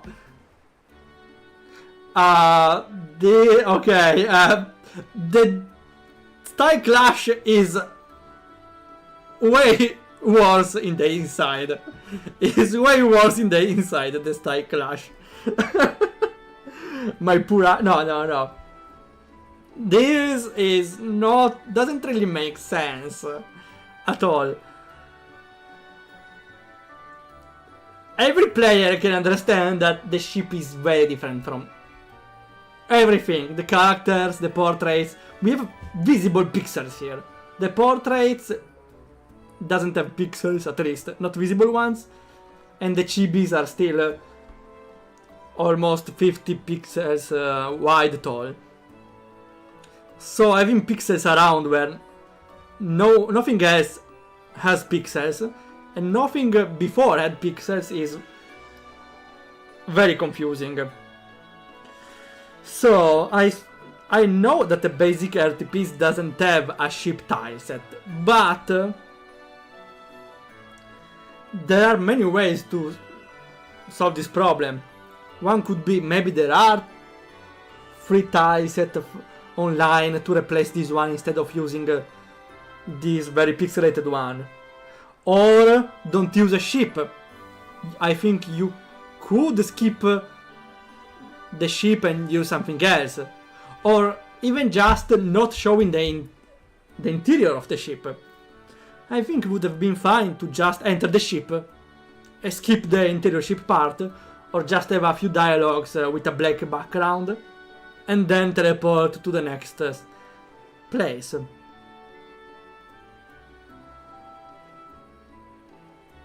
I've seen this die set before. Yeah, it's probably from time... wait, it was discounted, right? Today I got a mail. Right today I got a mail that this tie set was discounted. So let's see. It's from Fantasy RPG tie set pack, I suppose. This one. No, it's... never mind. No, it's different. It's still familiar though. Maybe it is Time Fantasy tile pack. I'm not sure though. Don't speak about the height of the character related to the elements. Well, that's the chibi style. Even if, yeah, here it's more noticeable. Probably because in the Time Story tile set, the characters are taller than one tile. That's why also the objects are taller. The ship is so big! Yeah, even the crates and the barrel. Wait, is that a... For a moment it seemed like a Super Mario mushroom. Is this your first time in a ship? Yes, it's my first trip outside the island. Reiko and Kitty are great Reiko and Kitty's great adventure starts now! It's great that you are full of energy. We have a bit of time before sailing. How about you explore the ship? If you find anything, you can keep it. Yay! Talk to me again when you finish exploring. Okay, so they have the interior of the ship because there's exploring, but since it's optional, I can skip it right now. Isn't really necessary. So I think that was a nice occasion to just skip the session. Also, I would have worked better on the borders. Wait. It's climbable. It is a pole. You can't just climb a pole, right? I would have at least added a rope. This is just weird. Sakura tonic. Okay, we got a bunch of things. Why can't we go there?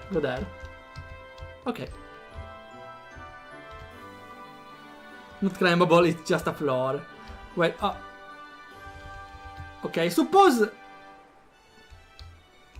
Yeah, that's just weird, I suppose. When... Even if you accept the fact that you can climb on this one, first you should use the climbing tag on the tile, which makes the character always face up while walking on it.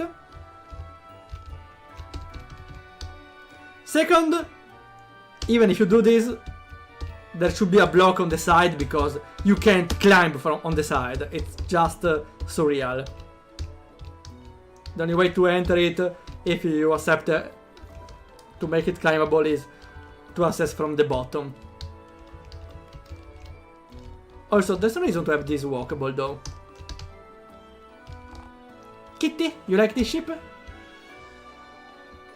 Okay, here we go. The other half of the ship is also the front. Oh wait, I didn't really... That's right, the side is in the other direction. That's a weird ship. That's right.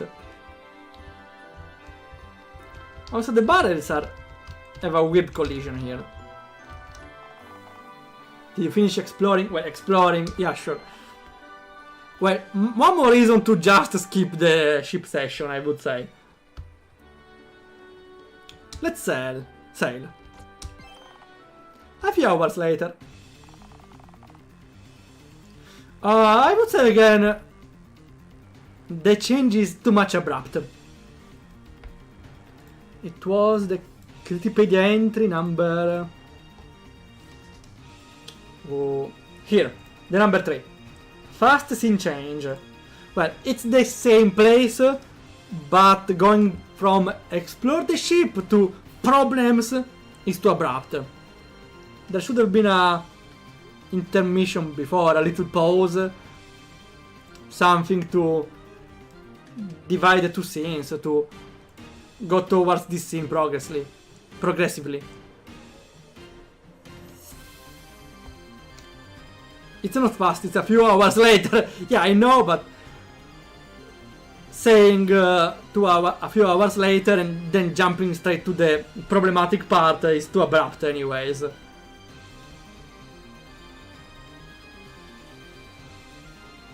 The weather changed again. This fog, I feel sick. Uncle, you can go rest, I will watch over the ship. And take Kitty with you. Sorry for the trouble. Call me if you notice anything strange. Okay, this character reminds me of someone, but I can't really tell the character because it's a spoiler. I will promise you we know about this character in about a month. But yeah, reminds... this guy is sick for everything. Climate change, fog... It wouldn't surprise me if he was allergic to foxes. Call me if you notice anything strange. You can depend on Reiko! A few minutes later, strange creatures appeared. Okay, this is a less abrupt than the previous one. At least we got the description. I think the better way was to make them appear out of the water. Just with a big jump, I suppose. Without even a scene change. What are those monsters? Bones? Show, don't tell. Yeah, that's right. Making them jump out of water. It shouldn't be that hard even. Just make them jump from below, make a water sound, and make them land here. What are those monsters? Bones? Doesn't matter what they are. I need to protect Hunter and Kitty.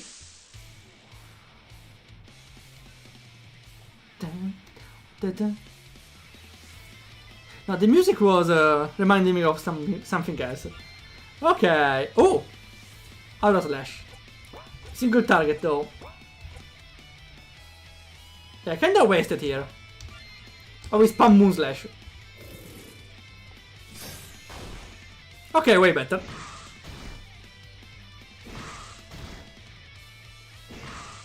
They still have the basic pattern here though. There's not really tactic in the fight. You just spam the air attack. Yeah, okay. We need to address something with this music. I get that it's the start of the game, so your tactical options are limited, but is this really a strategical fight? you just spam Moonslash. Well, you can also spam basic attack if you want. There's not really in-depth tactic in the game up until now. Because you got one enemy, Earth Slash. You got more enemies, Moonslash. You got a boss, full Aura Slash. There's no in between. Maybe occasionally when you have two enemies, you can choose between Moonslash and Earth Slash. But that's about it. Moonslash area enemies, Earth Slash single enemy, full Aura Slash boss enemy. It's not a tactic, it's just a different button to press depending on the enemy. So up until now, the RPG battles are lack any sort of depth. I get that maybe later you get another character. For now though, it's just press the right button every battle.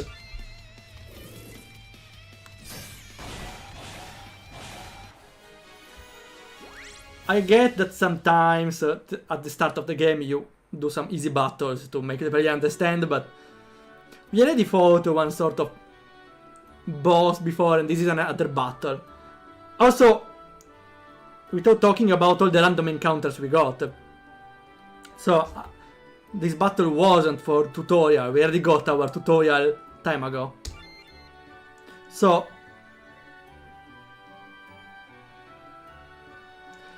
also, we have some problem in the leveling curve, maybe. If we got 4 levels in this fight, so the leveling curve is weird because before we needed to like beat 20 enemies to level up. Here we just needed 3 to get 4 levels, unless it's intentional. And not only intentional, it's story intentional that she gets this much strong after beating them. I don't see any reason to make every other enemy give that much less experience.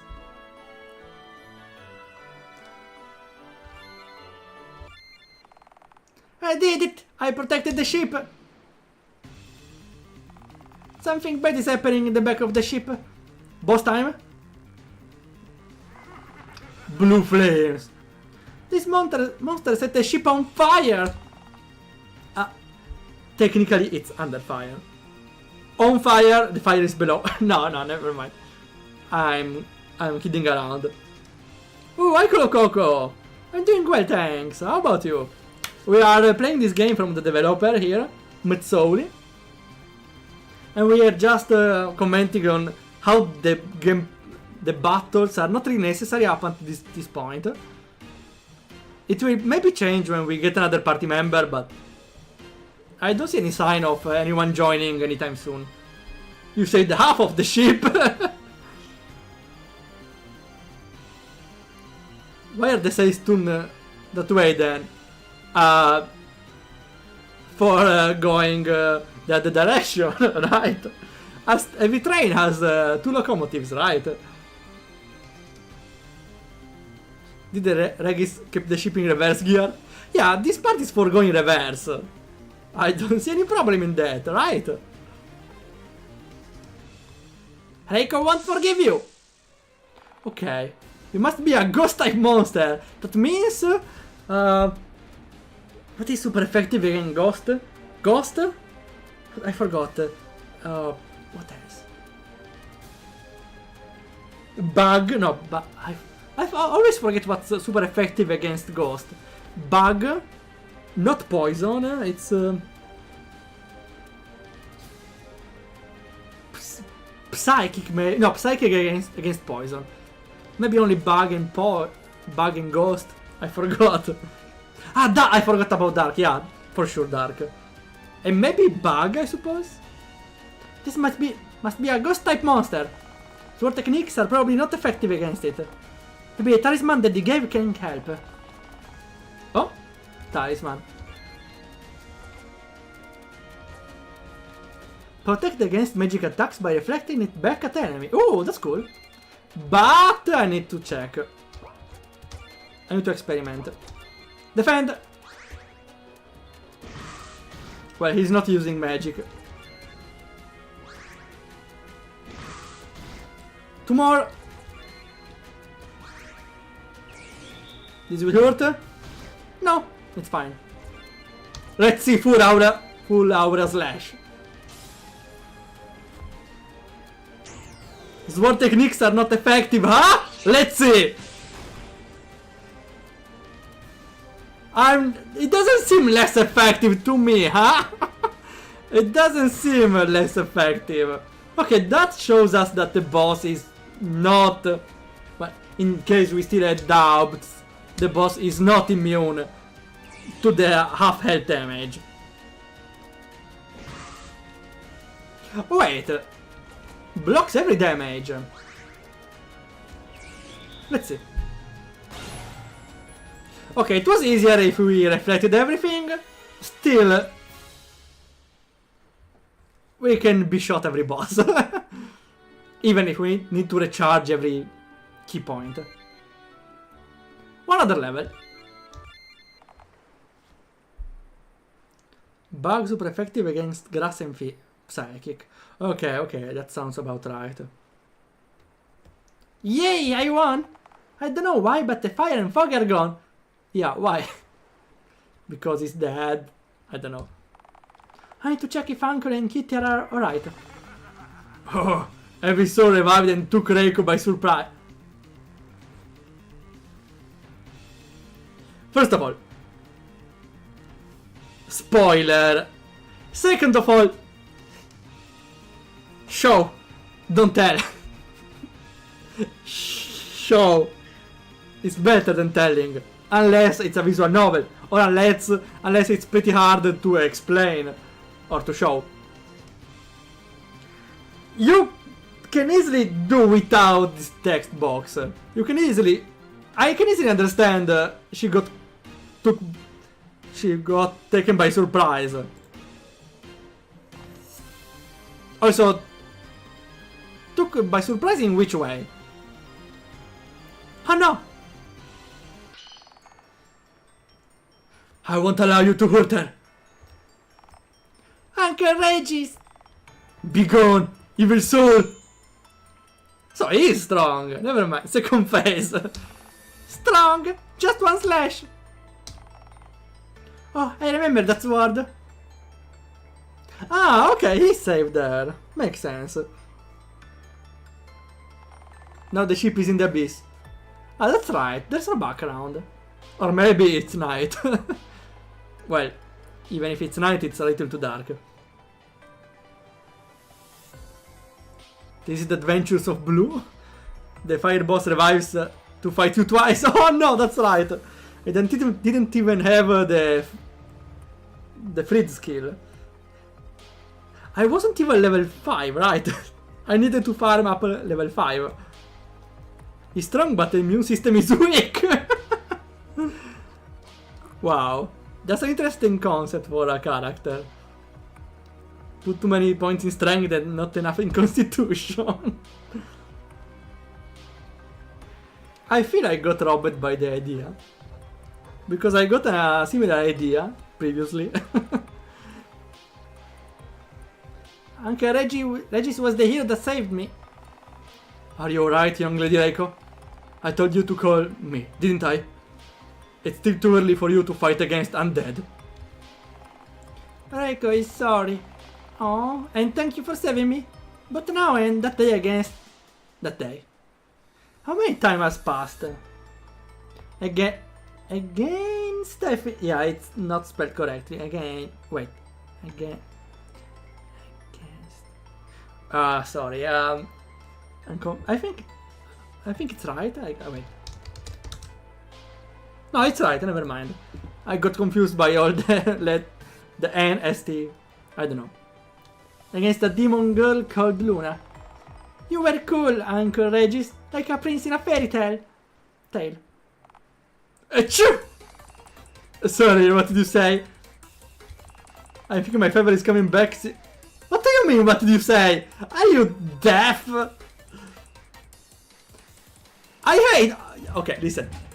I hate when characters talk to each other, they say something, But the other says, oh, what did you say? Because otherwise there can't be a comedic timing on it. The worst scenarios are in the romance anime. Oh, senpai, I think I love you. Oh, what did you say? Nothing, baka! Every freaking time, okay? I hate when it happens. Anime shenanigans. Unfortunately, yes. I think my favor is coming back since the weather changed again. Cool or uncool, Reiko is confused about how she feels about you. What do you mean? She's strong. He saved you. And you are upset to him because he's healed? I don't know. Waldorf just declared himself.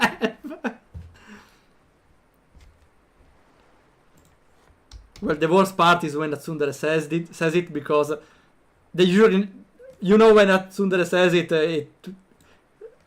it never delivers.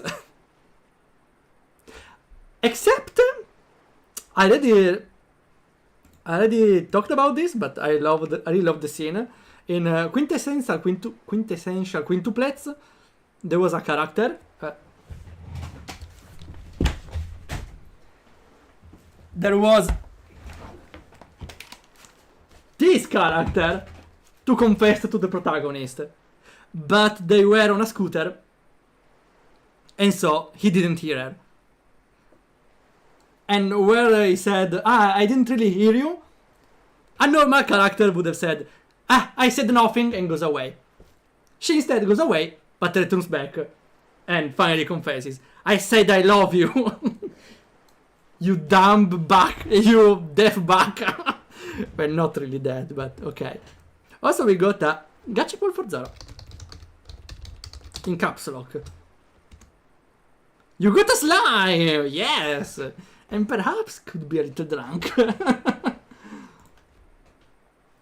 A slime, yes. That's one of the few non-human characters. 2 hours later, they arrived safely to the shore. Crab Village! It was a pleasure meeting you, young lady Reiko. I would have loved to escort you to the shrine, sadly I need to urgently return home. He looks so serious. Something bad must have happened. The shrine is not too far from here. Ask the villagers for a carriage, okay? Don't worry, Uncle Regis. Reiko is a big girl. I can go by myself. You can hardly talk, Reiko. So reliable. Take this. Gaia's insignia. So pretty, what is that? Will be handy if you ever visit the human camp. Some other benefits. Visit me someday, okay? Show the insignia to any knight or soldier. Thank you, Uncle. I will visit you someday. I'm curious about the human country Gaia. Till we meet again.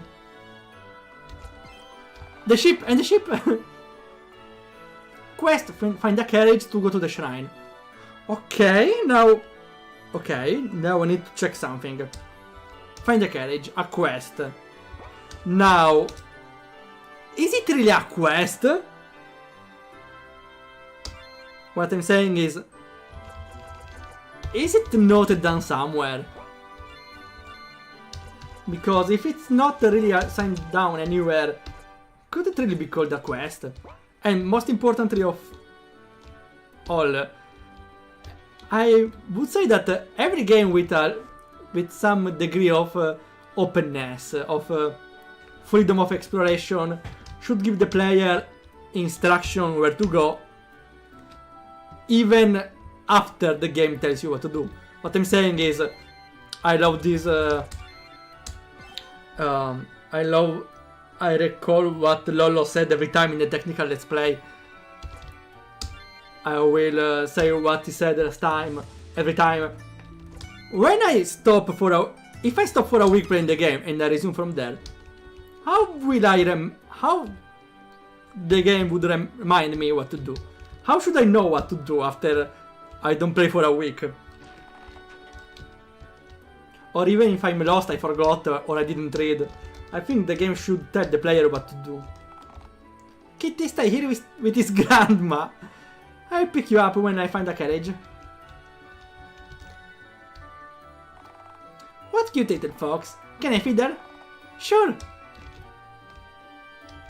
Hey, welcome to our village.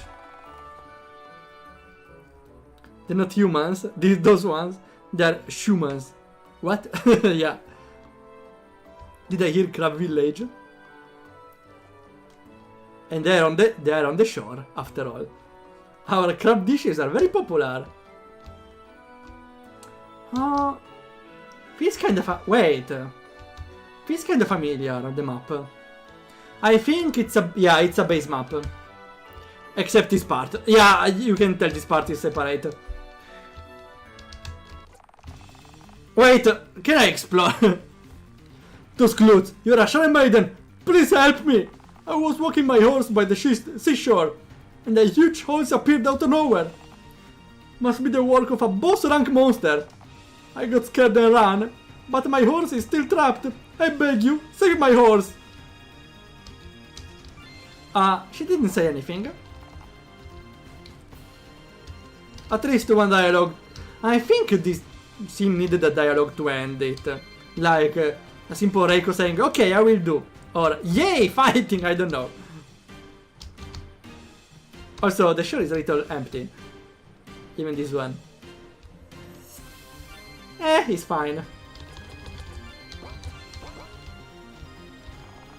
I found you, horsey. Don't be afraid, I will. Something is coming from below. Again, the game is telling us showing, even if I don't know how the game could show this, but okay. Full aura slash!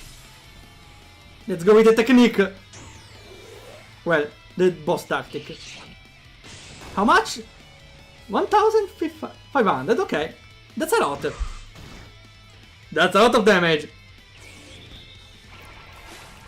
Wait, that means I could use the reflector? Are we trying a talisman? Because feels a little overpowered, right? No, okay, you're not immune to physical attacks, at least. The capture is so hard. No, I dealt up the damage. What should I do? I can win, come on. Suddenly Reiko remembers something. Baka! Why do you think I teach you different skills? I don't need them, okay? It's to use them in different situations. No! Area, a lot of monsters, area skill. Single monster, earth skill. Boss monster, special skill. Also think outside the box. All enemies have weak point. Yeah! Percentage damage! Reiko got it! I know how to defeat it! I was just about to defeat him. Tornado slash! What's it? High chance to stun an enemy. Okay, never mind. This could be useful against bosses. If I stun the boss... Actually, if I stun a boss, this ping is pretty broken. Let's try it. It's upside down. Wait! That's pretty cool, the enemy is upside down. Even if against a boss...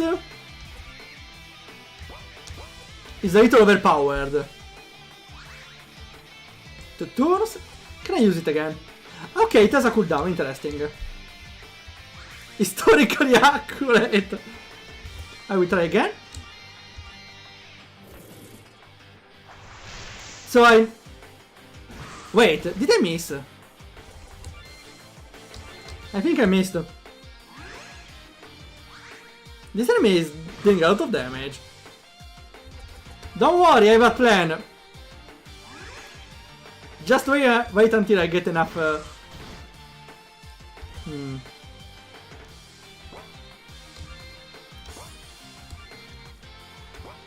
I don't think this fight is pretty balanced, honestly.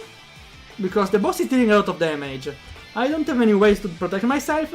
I could stun the boss, but it doesn't always work. And the damage is not a lot. Oh, hi, Hunting Swan! Oh, nice to see you there. That's a long time no see. How it's going? We are trying the game of the developer here. And it's for now an RPG. Well, it will always be an RPG. I'm trying to understand the point of the battles up until now. Even if the Tornado Slash could change something. Let's see if it works. Wait, sometimes the attack doesn't work. Does it explain why? Doesn't say it does damage though.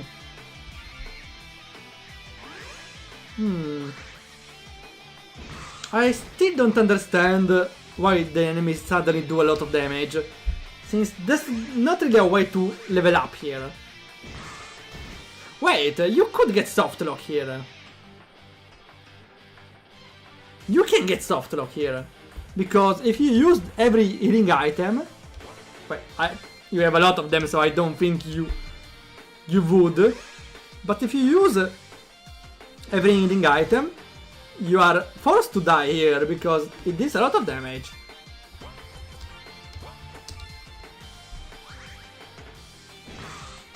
Yeah, maybe you can avoid to save the horse, but I don't know if there's anything to find in the city. Okay, time for the full aura slash! Full aura slash. Which makes me a little vulnerable though, but... Oh no. Oh no. Oh no! Bad idea! Bad idea! Ah! Ah! Okay, that's my fault. That's my fault. Let's try again. Well, we have time to explore now, okay? We can see if there is a better way to fight him at this point. I would say still the boss fight had too much attack. Because since I have only one character, dealing with him is very hard. Since I hardly overheal his damage by using healing items. So charging the skill for the stun, and if the stun doesn't hit, that's a very big problem. The game is made by Soli. I just wanted a coffee. I wanted a coffee, okay. I was just hungry. Weird way to place the dev name here. It was at the start, right? Oh, we have a missing wall here. No, we have a weird wall here. Because the ceiling should continue here. There's a missing wall in the front of the ceiling here. That makes a weird corner here. No lunch time. Yeah, after all I see all the croissants. It's probably breakfast time. Or breakfast is over by a little. Also here the wall is missing. This is very confusing, honestly. The wall is missing. The wall is there, but not there. Also, those are encaved in the wall, but still have a surface above. That's weird. That doesn't make sense. Crab dish is very popular. Hello. Oh, how to recover key? Okay, 10 by defending, 5 by attacking. Hit 5, exactly 5. I thought it was depending on the damage. Shrine maidens and samurais used to visit our village frequently, but hopefully nothing bad is happening. I'm noticing a lot of dialogues have the name of the character, but disappears the next line. Which, well, not really a big problem, but shows that there are some small mistakes there and there. I usually copy-paste the dialogue box every time I make a character say another line. A home, let's see. Can I take anything? No. Also, you're identical to the other in the front. Supporting... Okay, okay. Okay, I get it. They fill the interior with placeholders. That makes sense. Instead of... well, it's still a temporary content, so it's not a pro... Okay. You are forced to go there. You are forced to save the horse. It also repeats. But before, let's have a word from our sponsor, Ray Shadow Legends! The one from RPG Maker MZ, right? I can still go inside. Path of Heroes mapping!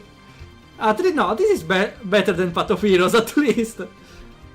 But yeah, some trees doesn't really make much sense. Also, yeah, there's no way to get any healing item here. Oh wait, hey! Crab shells are hard, but their weak point is their belly. Ah, no one is the real one, unfortunate. Meanwhile, one has to wonder what's the difference between a Shaman Maiden and a Samurai. Except sex. Gender. Let's try again. So this time I will keep my mana, so I will spam that technique. For now, I suppose guarding will help.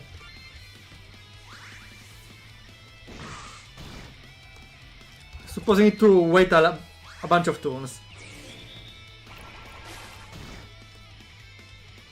One more.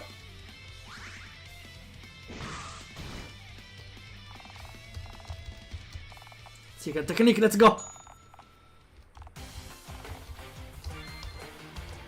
Let's see. 25. That's an interesting mechanic for a boss, after all. To have the boss take damage only when he's on the down state. Okay, that makes it way easier. Also because the boss deals a lot of damage. Again, it doesn't work always though. And I have a cooldown for it. So I have to wait now. I can't do anything, right?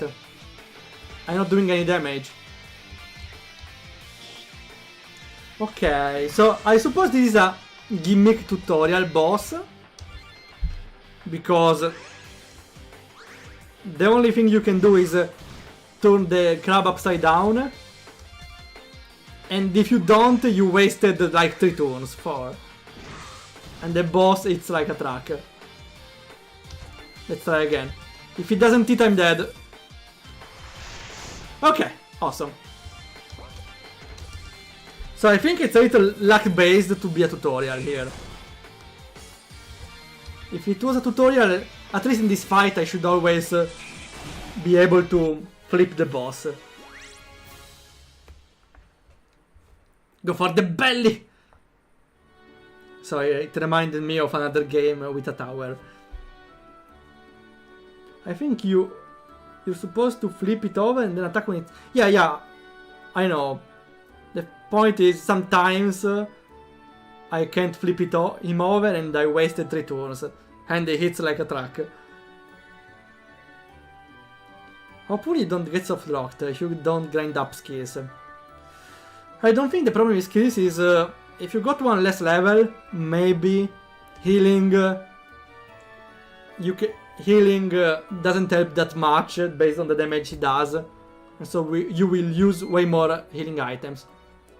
3 levels. I would say the leveling is a little weird here. There should be at least or she starts at a higher level, or there are some training scenes when she level ups. I don't know if you want to make her a high level or just keep her low level. Thank you so much for saving my horse. As expected of a shrine maiden. Despite your young age, you are strong. Eh? You said you wanted a go to the shrine, right? Is he Italian? You said you wanted a go to the shrine, right? I will gladly escort you. Feels like Italian to me. Thank you for the ride. The shrine is up a stair. Good luck. More than Italian in Super Mario.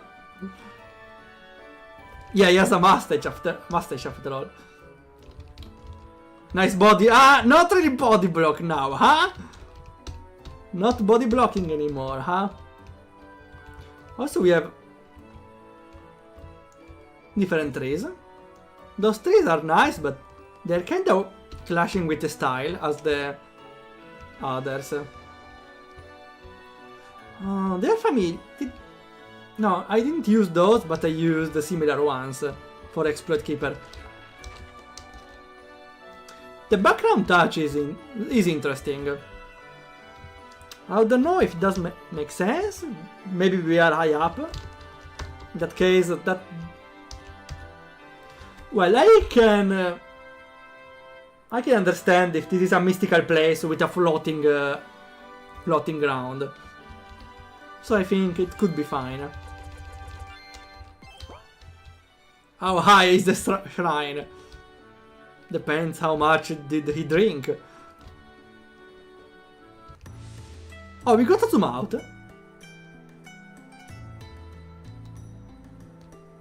That's a nice tour. I will speed up a little. Look, Kitty! The shrine is so big!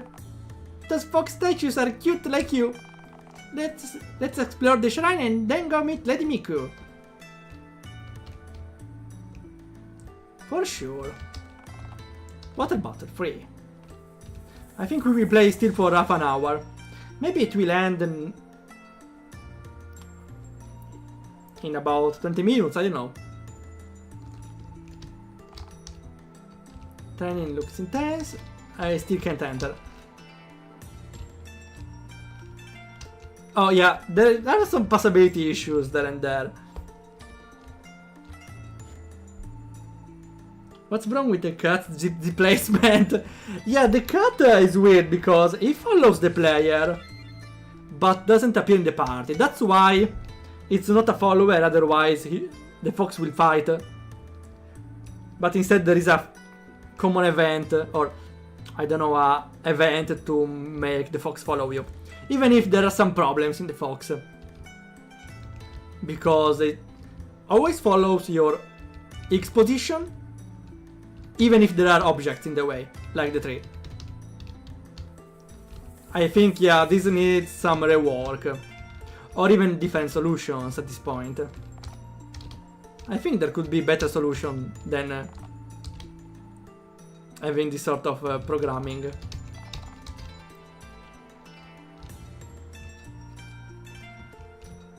It's too symmetrical even for me. Even the item placement is symmetrical.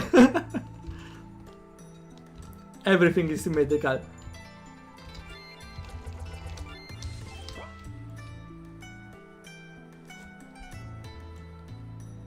It's an event that somehow replicates the player movements. Yeah, more than replicates, I would say that I don't know how it works. If I run, it's different though, right? Not really, it's just with a slight delay. Interesting though, because usually events are slower than the main character. This one is as fast as her. Well, let's go. Little girl, this is the shrine headquarters. The school is the building on the right. School, Reiko is here to meet Lady Miko. Reiko, did you ever went to school? I suppose you don't. Oh, gachapon for Fado. You got Raid, a common one. Well, it's still Raid. We were talking about Raid Shadow Legends before, right? My cat is napping on top of the table again. Yeah, make him follow you on the x-axis so it won't happen again. When did she start having a face sprite instead of a full portrait? Sometimes it changes, probably because those character doesn't have a face, doesn't have a portrait. I didn't really notice the change, but yeah, that's a little, how to say it? Well, it's not, it's changing the her sprite and portrait positioning. So it's a weird change. School, Reiko is here to meet Lady Miko. Little girl, Lady Miko is an important and busy person. You can't meet her without a good reason. Reiko needs to deliver a letter from Daddy. He's a samurai, like you. Really? Can you tell us his name?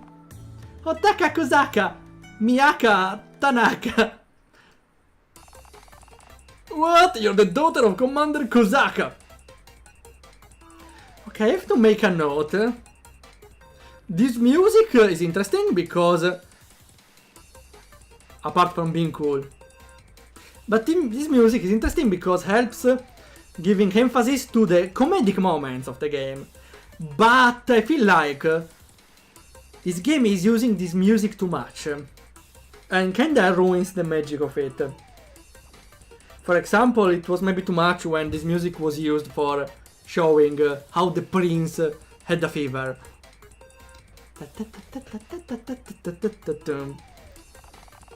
I knew it! I said that a playboy like him must have a child or two hidden. Idiot, it's not possible. She looks around 10 years old. And he's about 20. Do the math, idiot. You're the idiot. Look at the kid's eye color. Does she look human to you? Wait, the rumors are true? Then her mother must be you know who. Wait. Yes, if he comes back, Vice Commander Madoka will kill him. Mr. Commander Madoka. Ah, Madoka was one of the maidens, right? Wait, isn't it bad if she meets her? Reiko does not understand. Can Reiko meet Lady Miko? Madoka Magica, exactly heard. Yeah, I was looking for the term inconsistent. The portrait placement is inconsistent. Or usage, more than placement. Young lady, if you meet a scary girl with a ribbon, don't tell her that you are... It's a milfa. No, never mind. That's the rival of a milfa. Okay, I have to confess something. I wanted to make a rival for a milfa in the next games she appears. It will be called Fiocca or Ribba in English, and she will have a enormous ribbon on her head. Enormous ribbon, okay, wider than the sprite.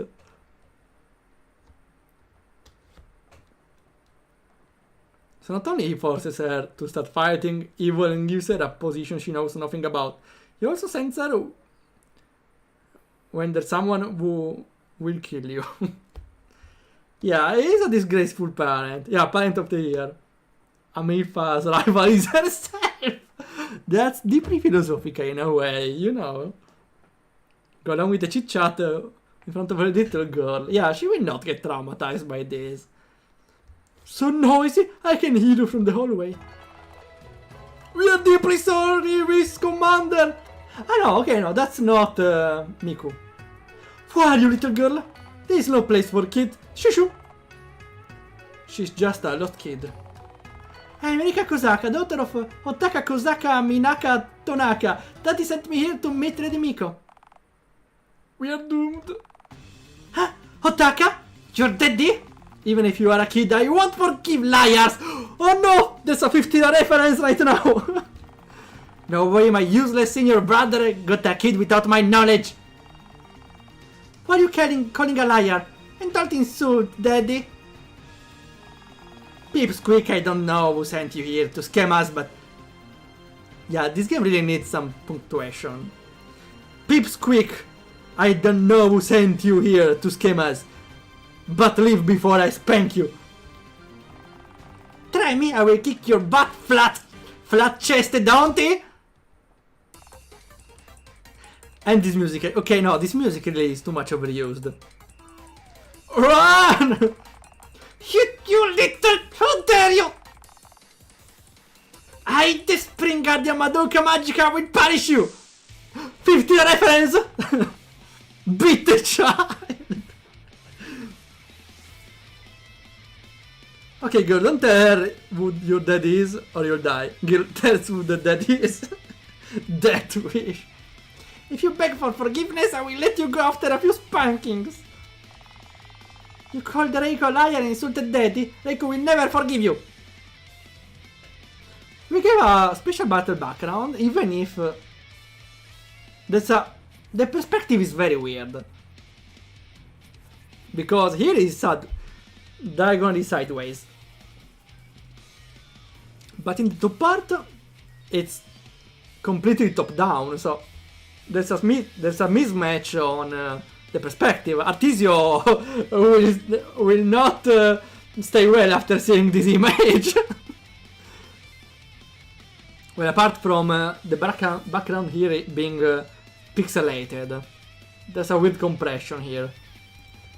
Well, let's go with our tactic, right? Full aura slash. And we have done half of her health. Depends on the point of view, that's right! 3000 damage, wow! We are winning! Wait, that's a lot of health. We are supposed to die? So fast! What was that? No one can defend against my Spring Slash! Well, now tactic is defending until we recover enough skill points. More. Wait, so we are supposed to defeat her? She has a lot of health. Ah, okay. Her Spring Slash is so fast, I can't dodge it. Tank it! At this rate, Reiko gonna lose. No, you are about to win. How can Reiko counter attack? That's it, a counter! But it's scary, if I fail, Don't be scared, the counter is timing and guts. With a secret counter, like Sky Dancer. Reiko is brave, I can do it! Guts counter. Okay. Damage and counter attack enemies, physical attacks for 2 turns only. Does not work on normal attack and magic skills. I will try.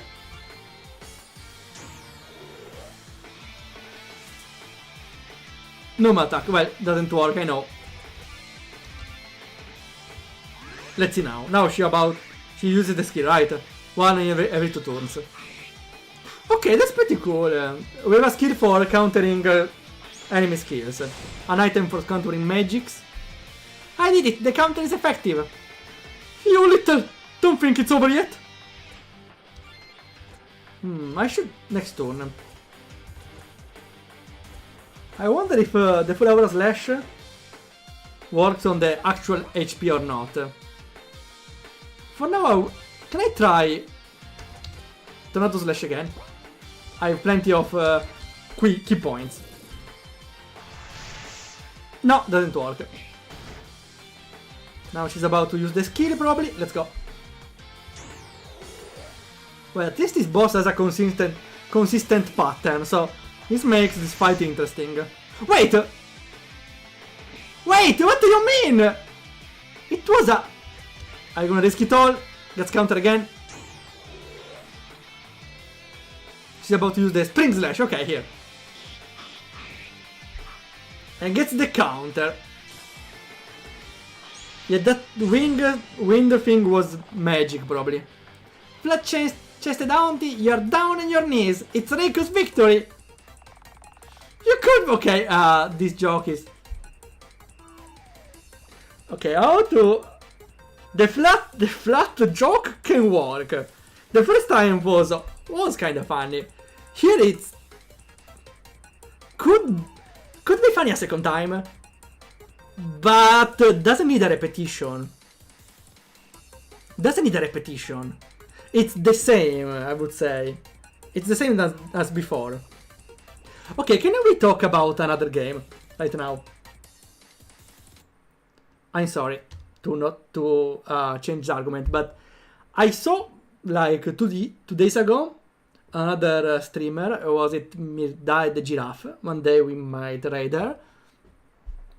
That was playing an interesting visual novel, but with Octopath Traveler visuals, which was kinda interesting.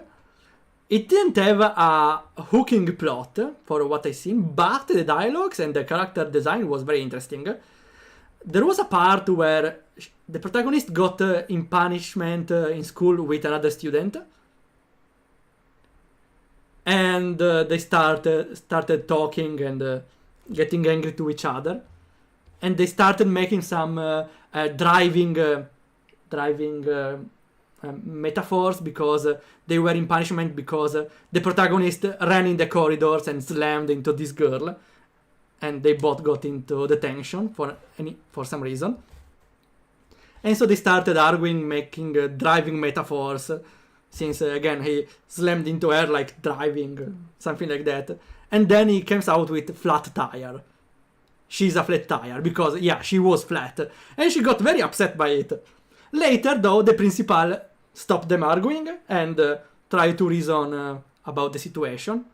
And the protagonist made fun of her in front of the principal without the principal knowing.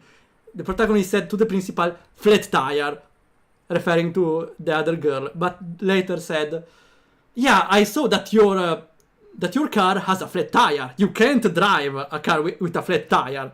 And the other girl got very angry, and the principal, not knowing that flat tire before was used to call her flat-chested, was surprised but her outburst. So that's a very great way to make a flat-chested joke. Repeat without making the same joke again. The joke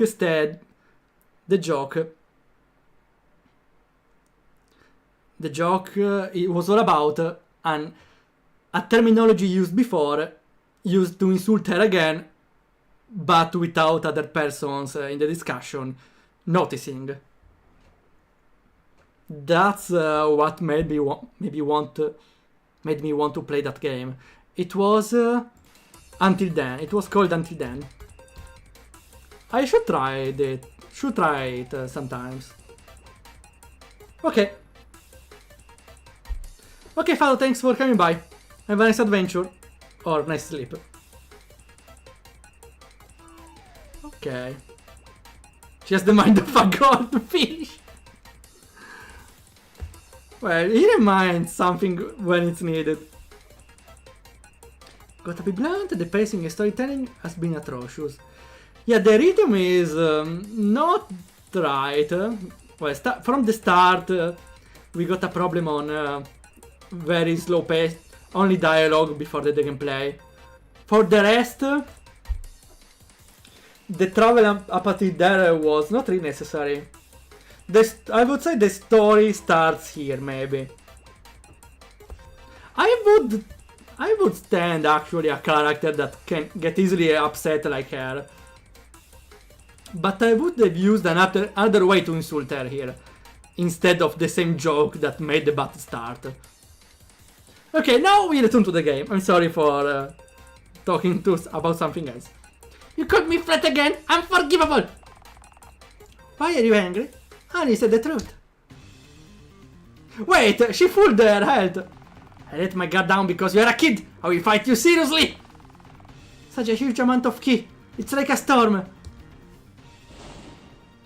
Enough! What do you think you're doing? Madoka! Padre di Miko! She insulted me. Oh, she's in the party. Oh, you're talking back to me now. Sorry. She's scary. You're a samurai and a guardian. You should control your nerves. And you, young lady, be respectful to your seniors. Dead. Ah, wait. Okay, nah, that's smart, using her dead sprite as bowing. Even if, yeah, it doesn't really seem she's bowing, but that's the closest she can get. Dead. Reiko is sorry.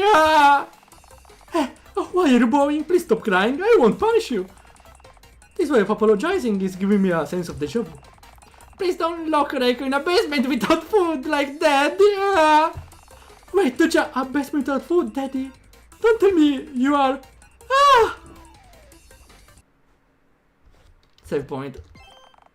A few minutes later. I'm glad you calmed down. Let me introduce myself. I'm the head of the Naginata Shrine. People call me Lady Miko. My name is Reiko Kosaka. Don't be tense, you are Hotake's daughter. That means you are family to me as well. Well, I already did my observations on the mapping, but other than saying that this part is a little empty, you never want a empty square big like this. Another small detail that I noticed is the armor. The armor is, well, defying the laws of physics, I would say. Because the wall is vertical, but the armor is placed on the side of the wall, which is not vertical, the armor. That's why it's weird to me. No wonder somebody wanted to get the fuck out as soon as he could. Because the organization of peacekeepers, yeah, good observation, peacekeepers are a lot of infighting. Well, I appreciate that one character is how it's called? Redhead, no? One character gets easily angry. So I appreciate that at least the other character is recognizable. I would say though, maybe the scene by calling her flat-chested was a little forced in that moment. There could have been another way to make her angry after all.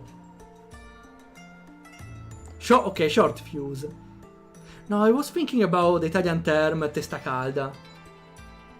Hothead, maybe, in English. I welcome you to the shrine. Thank you. Lady Miko, Daddy told me to give you this letter. A letter for me? Let's see. Reading. I know she's reading. That idiot! Irresponsible as always! Oh no, I scared her again. I'm sorry, don't cry, I'm not angry at you. I'm angry at your father. To think he would nominate such a small child as the next summer guardian. You don't like me, Lady Miko. We wouldn't like a cutie like you. It's just the duties of the summer guardian are a bit much for your age. And you will need to pass the Ruthless Goddess trial to be officially nominated as a guardian. I promise Dad, so I'll do the trial of whatever else is needed to become a guardian. Please give Reiko a chance. Oh, you want to become a Shonen Maiden? But she was upset at the start. Not a samurai? I thought you would want to be a samurai, like your dad. Wait, so it's not gender that determines who is a guardian or a Shonen Maiden? What changes then? Also, if a girl can become a samurai, can a man become a Shrine Maiden? Shrine Maiden? No? Hot-blooded. Ah, it's hot-blooded. Okay, thanks. She changed her mind, otherwise the plot can go on. Okay, you're kinda right. I think to make her change her mind, there could have been a middle section where she kinda, I don't know, where she thinks about what she wants to do. Something happens. She realizes she wants to save people.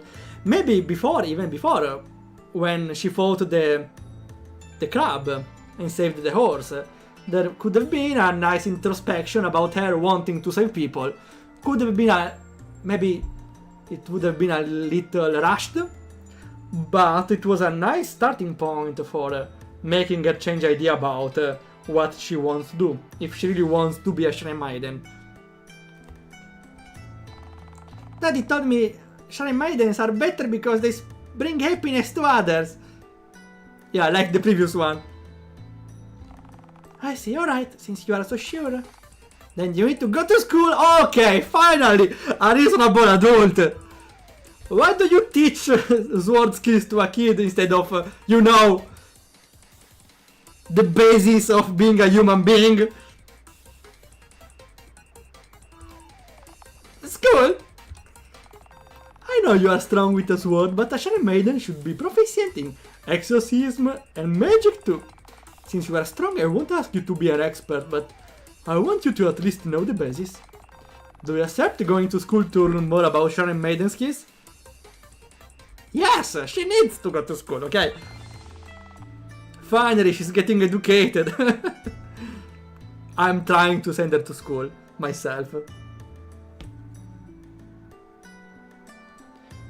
Also, they're using the same sword technique. No, one is a samurai sword technique, the other is a maiden sword technique. Don't ask me the difference, though. Good girl, I'm sure you will learn a lot of useful things at school.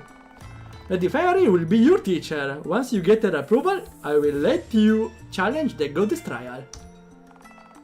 Really? Yay, thank you! For now, go rest. I prepared a room for you. Madoka will show you to your room. If she's not angry anymore.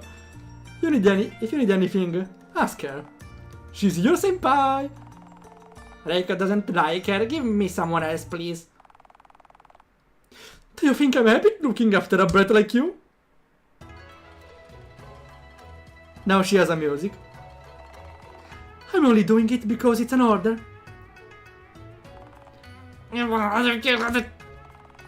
Calm down, both of you.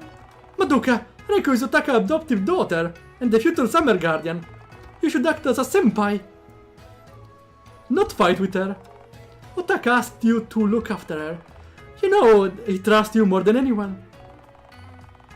I guess I have no choice if senior brother asked me for that favor. He's hopeless without me after all. Blush. Why the blush? If you want to marry Daddy, give up.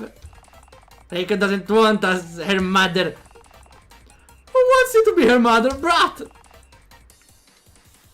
I know. I think there are too many times in this game where there are a description of something that is about to happen or is already happening. Also,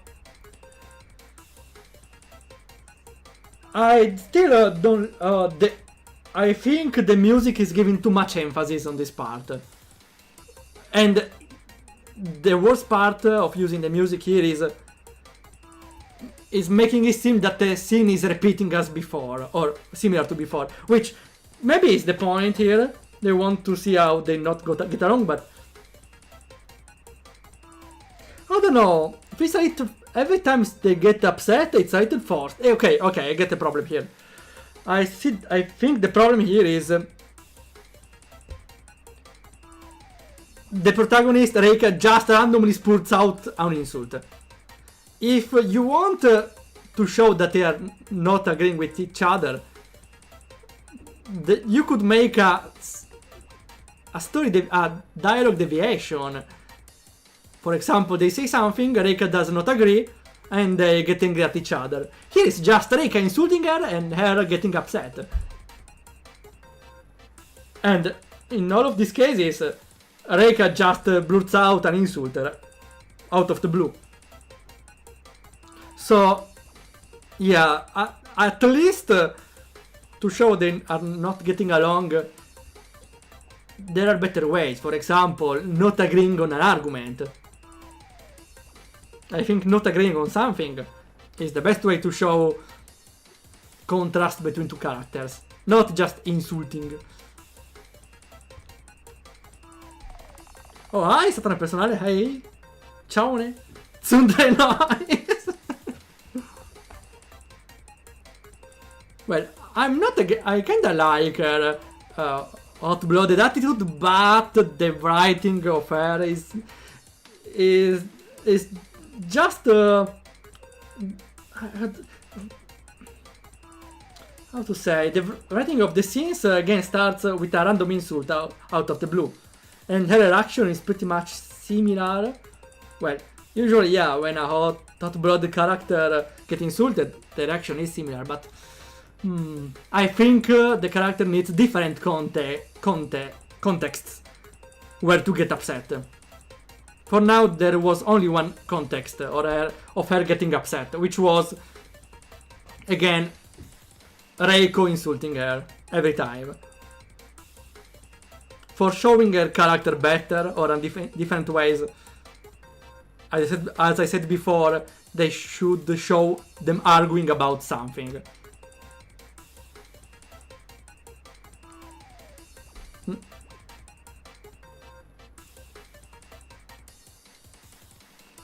I left you when you were Italian and played Genshin Impact. I'm sorry for Genshin Impact, but now I'm using the occasion to discuss on the writing of the games after all. Still feeling the Italian on the accent. Well, I don't think I can remove it, but I will do my best to learn the right pronunciation for every word. Now I'm international Dorf. That was a long way. It's a me, Waldorf. Ciao. Go ahead, parla italiano per 2 minuti. No, I'm sorry. This stream is also to give feedback to the developer of the game, which I hope I didn't upset with all the critiques on the writing characters. I'm the one feeling like a mother watching her daughters fight. Wow, what a pretty room! From now on, this is your room. Sleep now, you have school tomorrow. Aren't you going to show Reiko around the shrine? Oh, why should I? I'm busy and even a kid like you can't get lost. School is a building on the right, you will find shrine maidens around it. You can find the dojo easily, too. It's the building on the left. Your room and Lady Miko's office are in headquarters, the center of the building. Just ask the guards if you are lost. I'm too busy to babysit you.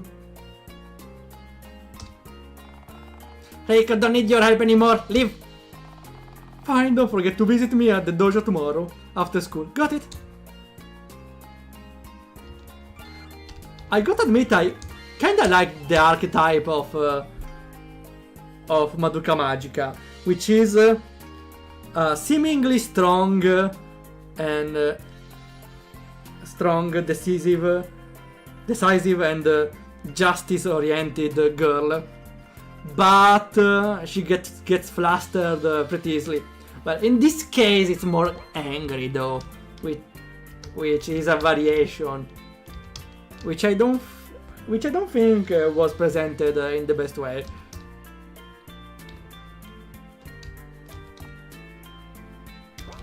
Okay, now we can sleep. Okay, we can't do anything, guys.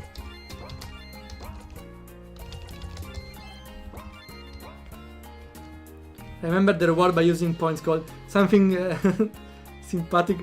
It was superativamente simpatico. I still have it, but in English. I think we are pretty close to ending the stream. I'm not sure we are close to ending the demo though. Oh, it was better to end there. Oh no. Yeah, okay, this place really needs some decoration. Because you never want these words. You never want to look at a game and have like the same color on 90% of the screen. I know that the real dojos are empty, but in the real life there's 3D. There is not 3D here, so you only see the floor. There are two solutions. The best one is to make the areas way smaller.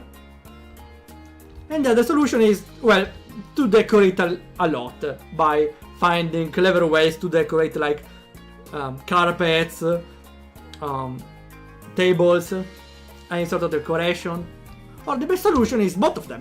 Make a smaller map with a lot of decoration, even if that requires a lot of experience and trial and error. But I think it's a very important skill, because otherwise the maps don't feel really alive. It feels just places where you move to reach other events to continue the story. Oh, we have a gacha pool. And Zara got... Oh! You got one! You got Guardian! You're pretty lucky today, Zara! You got Guardian! You will never believe what Guardian is. You got both of non-humanoid characters today. That's pretty lucky. Just hope Guardian doesn't show up and see you using him. Oh, okay, it's the first time we got to see NPC dialogue, right? Second time. Go here and you find the dojo. Commander Kosaka could be a troublemaker, but he's an amazing person. This Commander Madoka is in charge of our training, since he's absent. We are short-handed. This Commander Madoka is still inexperienced. Okay, we have some information about the story. That's nice.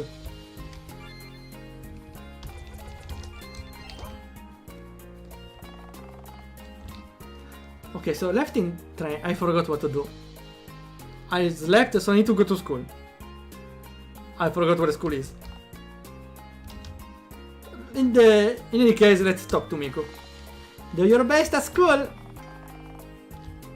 Okay. We just need to go to school. Which is probably there at this point. Okay, this path leads to school. That's overly ominous. I don't know why I'm saving this much. We are short-handed. Even Lady Drifa has been dispatched to the front lines. Normally, since it's autumn, Lady Iris, the Fall Guardian, would be the one protecting the shrine. However, the Spring Guardian is in charge instead. Okay, let's go. Ah, we got school. I want the treasure chest. Wow, this is cool. You meant cool. You must be the new kid. You are late. Take a seat, I'm about to begin the lesson. Why are you talking like that to Reiko? Aren't you a kid too? What are you calling a kid? I'm your teacher, shitty brat! Why is everyone getting... Okay. I have to... May seem unrelated, but I always talk about something else during the streams. So, I'm still making the Respawn Banter, my game. In the first part, there's the hero meeting Leven, the Goddess of Life, and the Goddess of Life also has a similar short temper. When the hero says something stupid or upsetting, she gets not really angry, but really upset. And that's the mechanic between the two. But that's the unique mechanic between the two. Of course, when I will make other characters, if I make the other character get angry to the hero, it's the same interaction. So there's no difference between Leven and the other character, because every other character gets angry to the hero, and that's too much repetitive. That's why for making the second character, I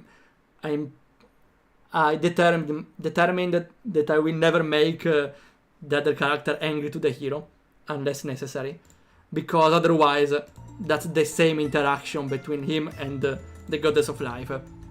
In a similar way, making every character angry at Reiko because, she's insulting everyone, doesn't make anyone unique. Does make everyone seem like a short-tempered woman. Everyone. Now we learn how to open a chest. Every guardian is very frustrated. I wonder what's the turnaround if they can retire 20. Well, that's why they are teaching to a lot of people. We change the Maiden like every 3 years. Also because everyone is this angry.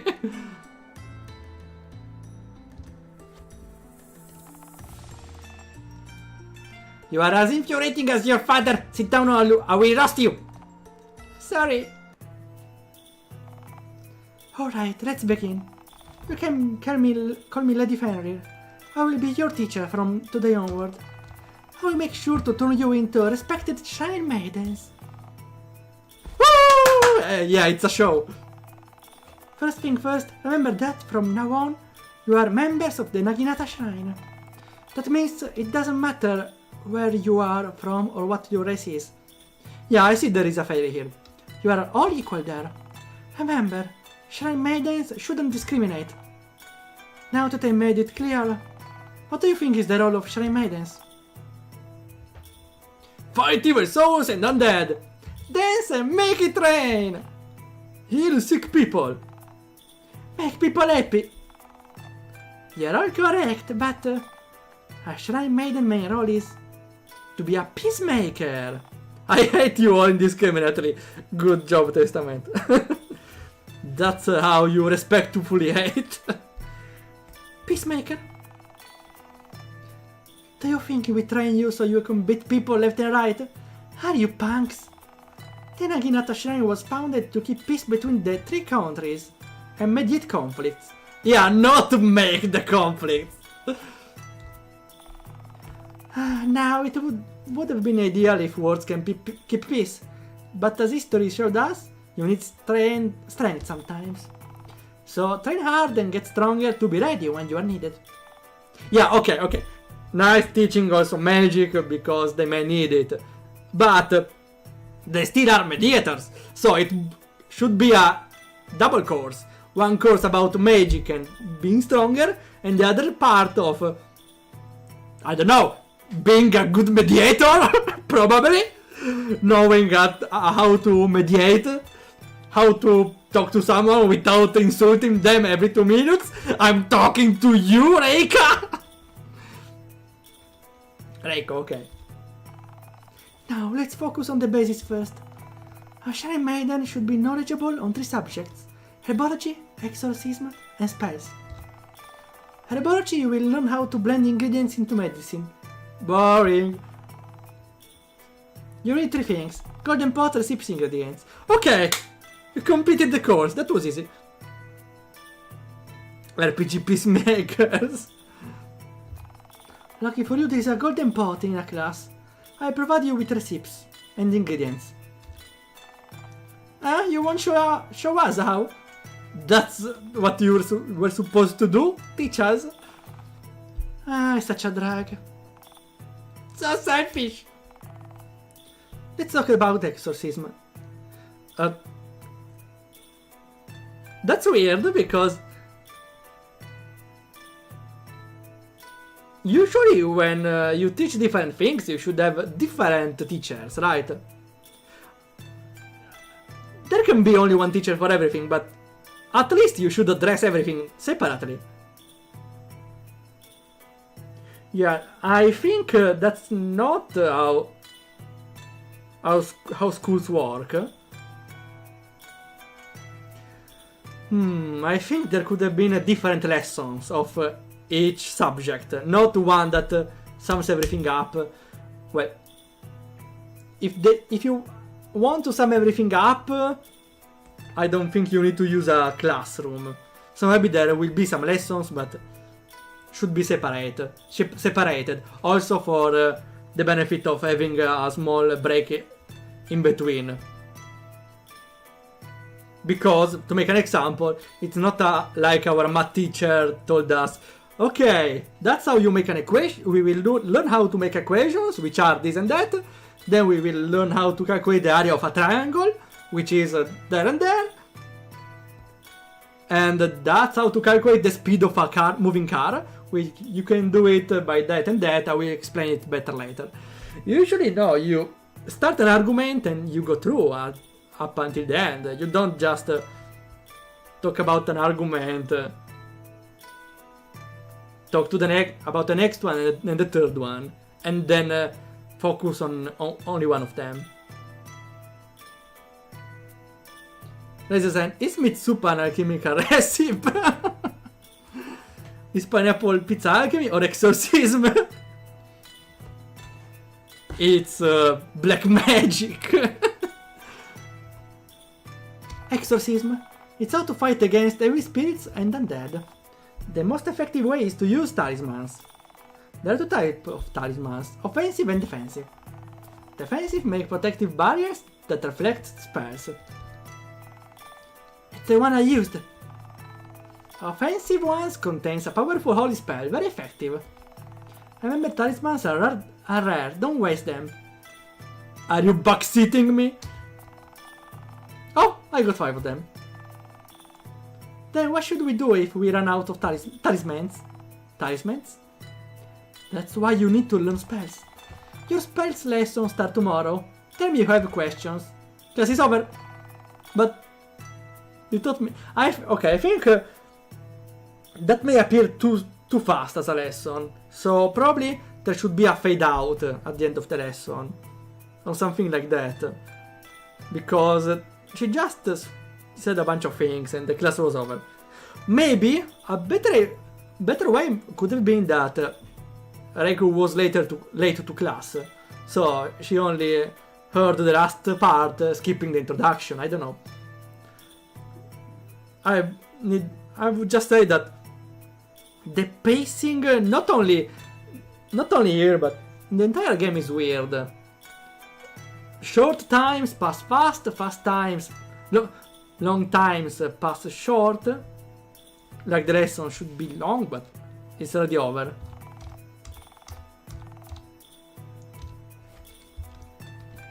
I don't know. I think, yeah. How to say it? There are several pacing issues on the game, I would say. I tried to talk about some of them, for example at the start. But usually some dialogues or some scenes go for or too long or too short. This was for example too short, but not too short, but at least this lesson was the minor thing actually, because it just felt slower than needed. But yeah, the story started fast at the start. She went away to adventure straight away. And now we are having a slow school session in there. Which could probably change soon, but we will see. It's blasphemy, yeah. Now it's self-study time. Yeah, she taught us nothing. Okay, it's crafting. Interesting. Crafting is interesting. I will probably... okay, mana is for the magic. I probably make something to heal. Which is not really a lot. Okay, I think I will end it there. That's right about the time I wanted to end it. And maybe with some spare time to give the final summaries, observations. Okay, this is a complex game to rate, because it's a personal opinion, but I kinda liked the dumb approach the game had, with some downsides though. Well, I wouldn't call... well, dumb was a compliment in a way. I wouldn't really call it dumb though, it's more like... anime. Anime is the right term. This game takes some anime tropes and puts them into the game. Some of them are interesting, some of them felt a little repetitive or unnecessary. But from my opinion, having anime tropes like those in the game helps the player having fun with the game. Some tropes were fun. Some are a little exaggerated, but tropes are a nice way to make the player, I don't know, feel more engaged with the game instead of having boring lines of dialogue of the same kind. Throwing some trope there and there like daddy or something like that, even if it could feel stupid, is a nice way to at least make the player how to say, update their attention on the game. A simple example is Doom reading the text. Okay, dialogue, read dialogue.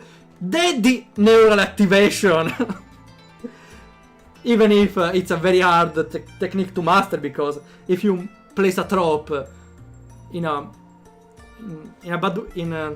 the wrong way, could result as cringe. That's why using tropes in this way is very hard. I'm not saying this game uses them very well, but I appreciate that some of them are used. Apart from that, I see how the developer was trying to go as the style of the game writing. It's a lot anime. Even if again some scenes are a little exaggerate. Not exaggerate, more like too much trope, too much stereotyped. And that's why some parts are not, even if it should be funny, some parts are weird because it's a trope, a trope used in not a new way. Or I'm not saying every trope should be used in a new way, but the tropes here, a lot of them are used in their base style, like daddy or the angry girl that gets called flat-chested. They're used on their natural form. They're not really, they don't feel really expanded, just thrown there and there for the humor's sake. And apart from the everything writing and everything else, the gameplay. Well, I think it's too early to judge the gameplay, but even the start of the game is important. You can't just have a boring gameplay at the start of the game saying, well, later you will learn new skills, so later you have more tactical approaches, which is cool. But you still have to remember that a player that doesn't like the gameplay at the start won't probably continue playing it. That's why at the start we only got tutorial battles, though, so I don't still feel it's enough to judge the game. I appreciate though the addition of the skill to stun, even if it doesn't work always, and the counter skills. But I would say that the game maybe needs a direction on the battle system, and I kinda see one. The game kinda wants us to predict the enemy pattern and counter it. We saw it twice, with the reflection amulet and the counter attack. Those two are for countering a special move of the enemy, gaining a big advantage when the enemy does the specific skill we are preparing for. The only problem is, we usually don't know what the enemy will do. If the enemy is about to do a physical attack or a skill or a magic, we don't know. So we could prepare on one, but get the other one. Some bosses had some sort of pattern, which is nice, but usually patterns are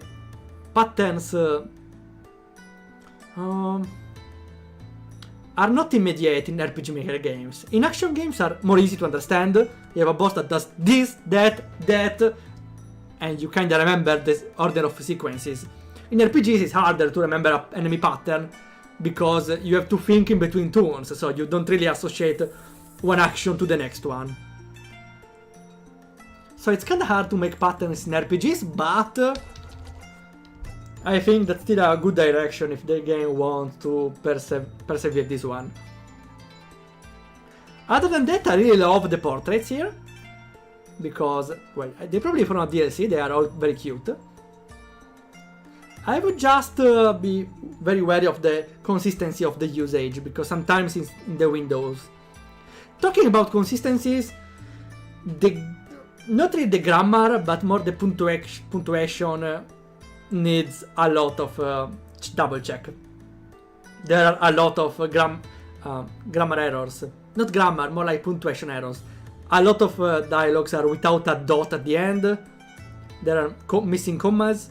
Some letters are capitalized. The game needs a double check on it. I get that it is a demo, but even the demo needs to be polished. If the demo is not polished, some players more perfectionist, like me, unfortunately, will probably be distracted by these little details and not really fully enjoy the game. So that's a problem even for a demo. Overall, I really appreciate the game. I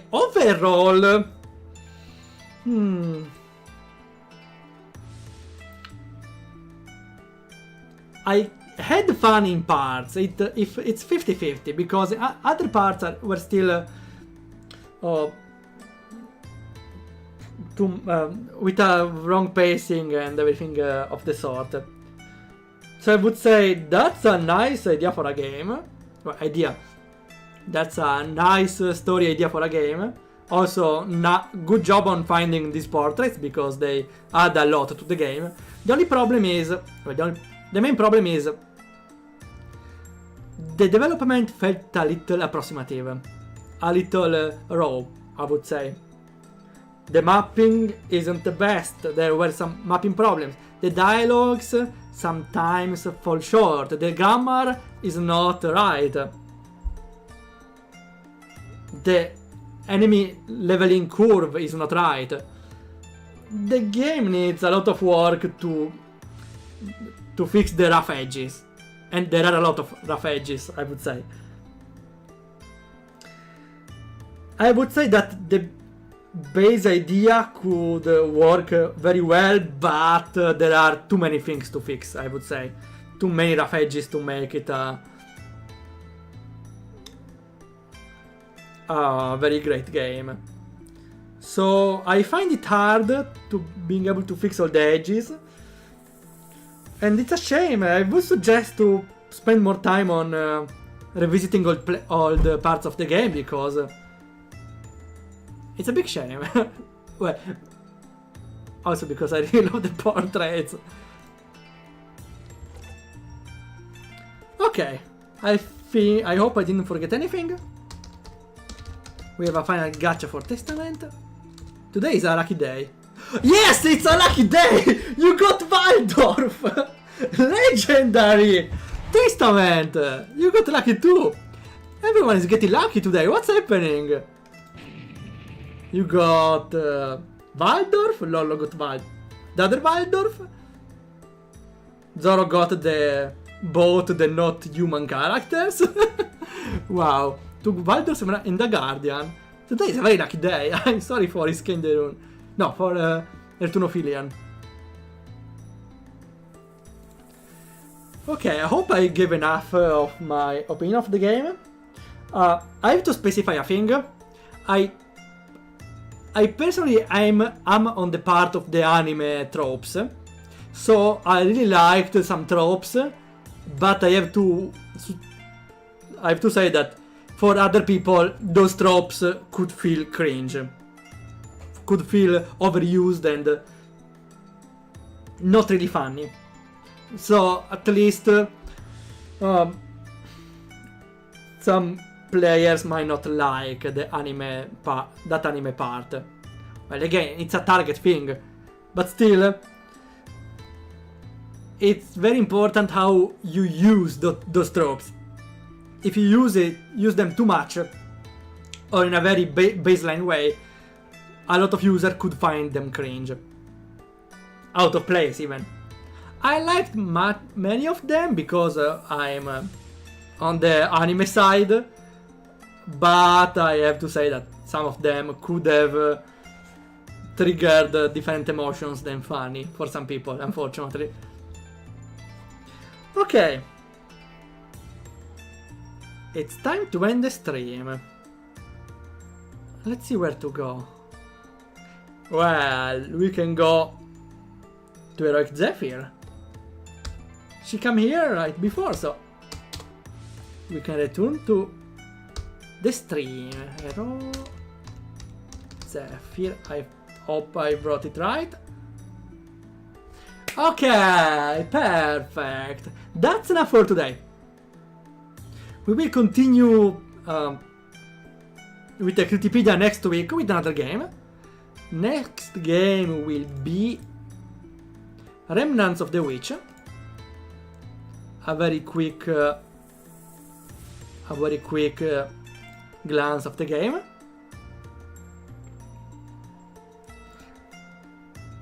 And that's everything for today. We'll show again the link to the game in chat if you want to play it up until the end of the demo.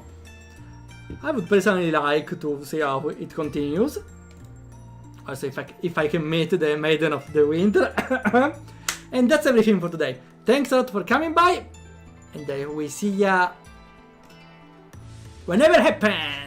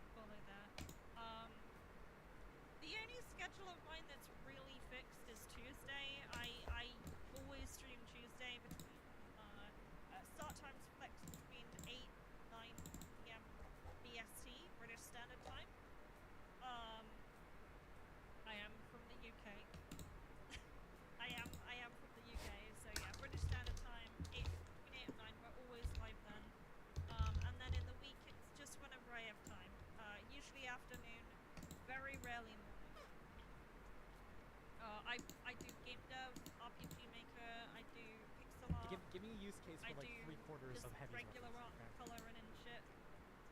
And then I'll play like Final Fantasy or a retro game or another RPG Maker game. That's generally the what we do here.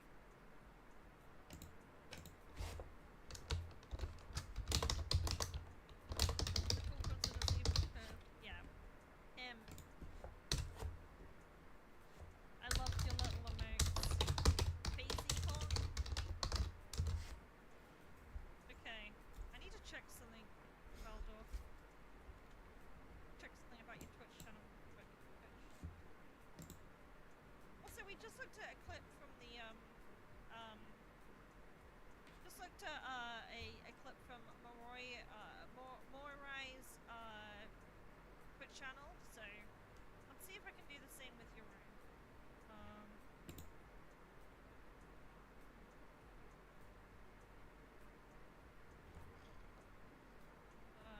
I wanted to check something in your chat in particular. You have what I think you do. Okay, there is something really missing from your channel, Waldorf. Where is your goddess? Where is the smarmy bitch goddess as an emoji? I think that'd be amazing. You don't have to do that, but I'm really surprised you don't have your smarmy bitch goddess as an emoji. No, don't play ads. Well, I hope you enjoy Smarmy bitch the swap. ad revenue. Let's have a look at your let's see. Do we have clips on here? Clips.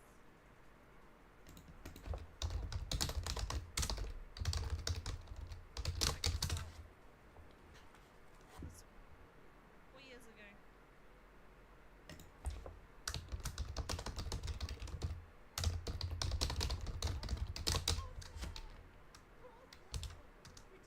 Wait, why does the skill button have nothing there but you can select it?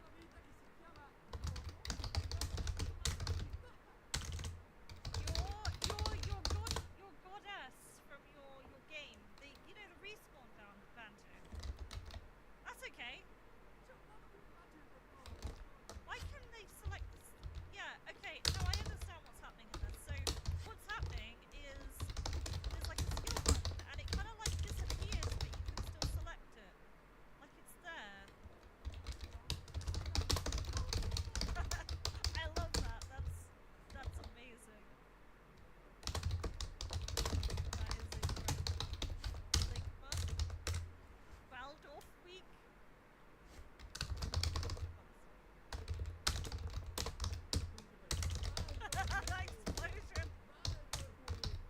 Explosion.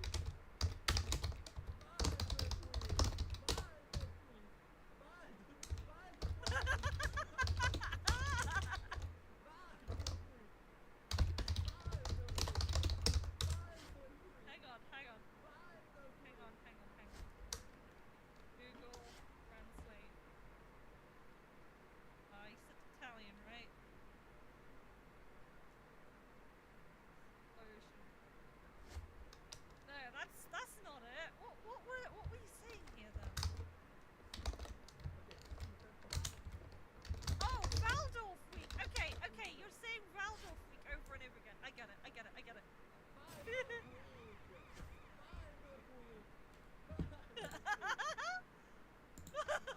love it.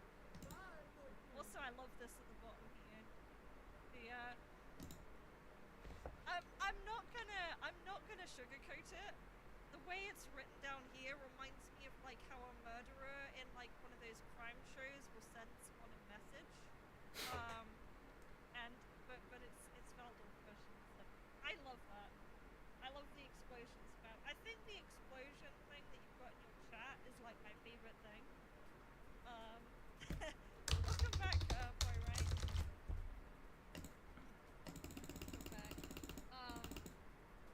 Yeah, it's just saying how much I liked Waldorf's explosion redeem. The transition between Italian and English. That's really cool, and I really appreciate that you've managed to like learn another language, because learning another language is hard, man. I can like listen to someone talking German. I can write it. But I can't really say it. So that is. Oh, I love you got the emoji too. That is perfect. I love it.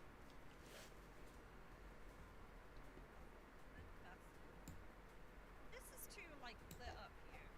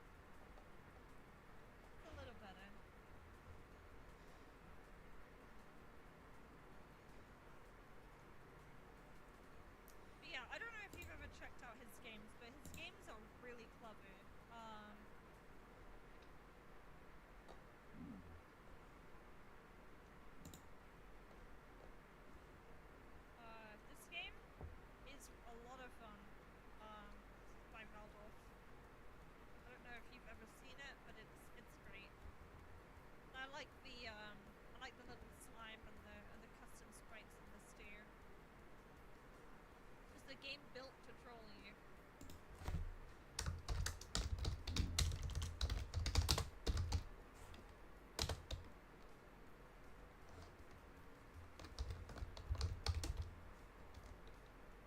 Watch me play it. Yeah, I really like that game. That game I remember.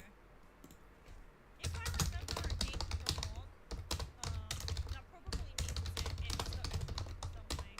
Is sometimes when you play an RPG Maker game, they can blend together, especially when you see a lot of the same assets being thrown around. But Respawn Banter really stood out.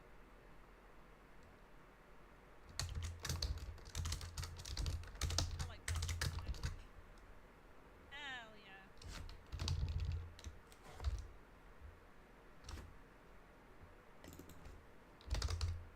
It's like one of those YouTuber bait games, which is it's fantastic marketing. I don't like the reflecting thing.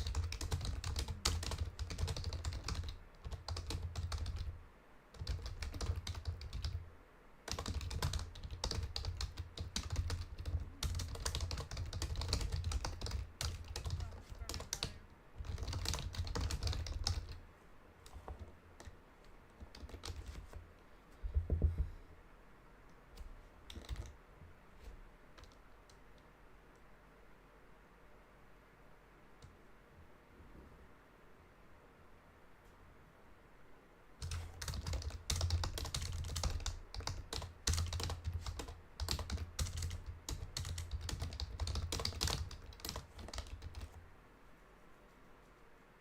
We're gonna sort of call me a frustrating and unpredictable.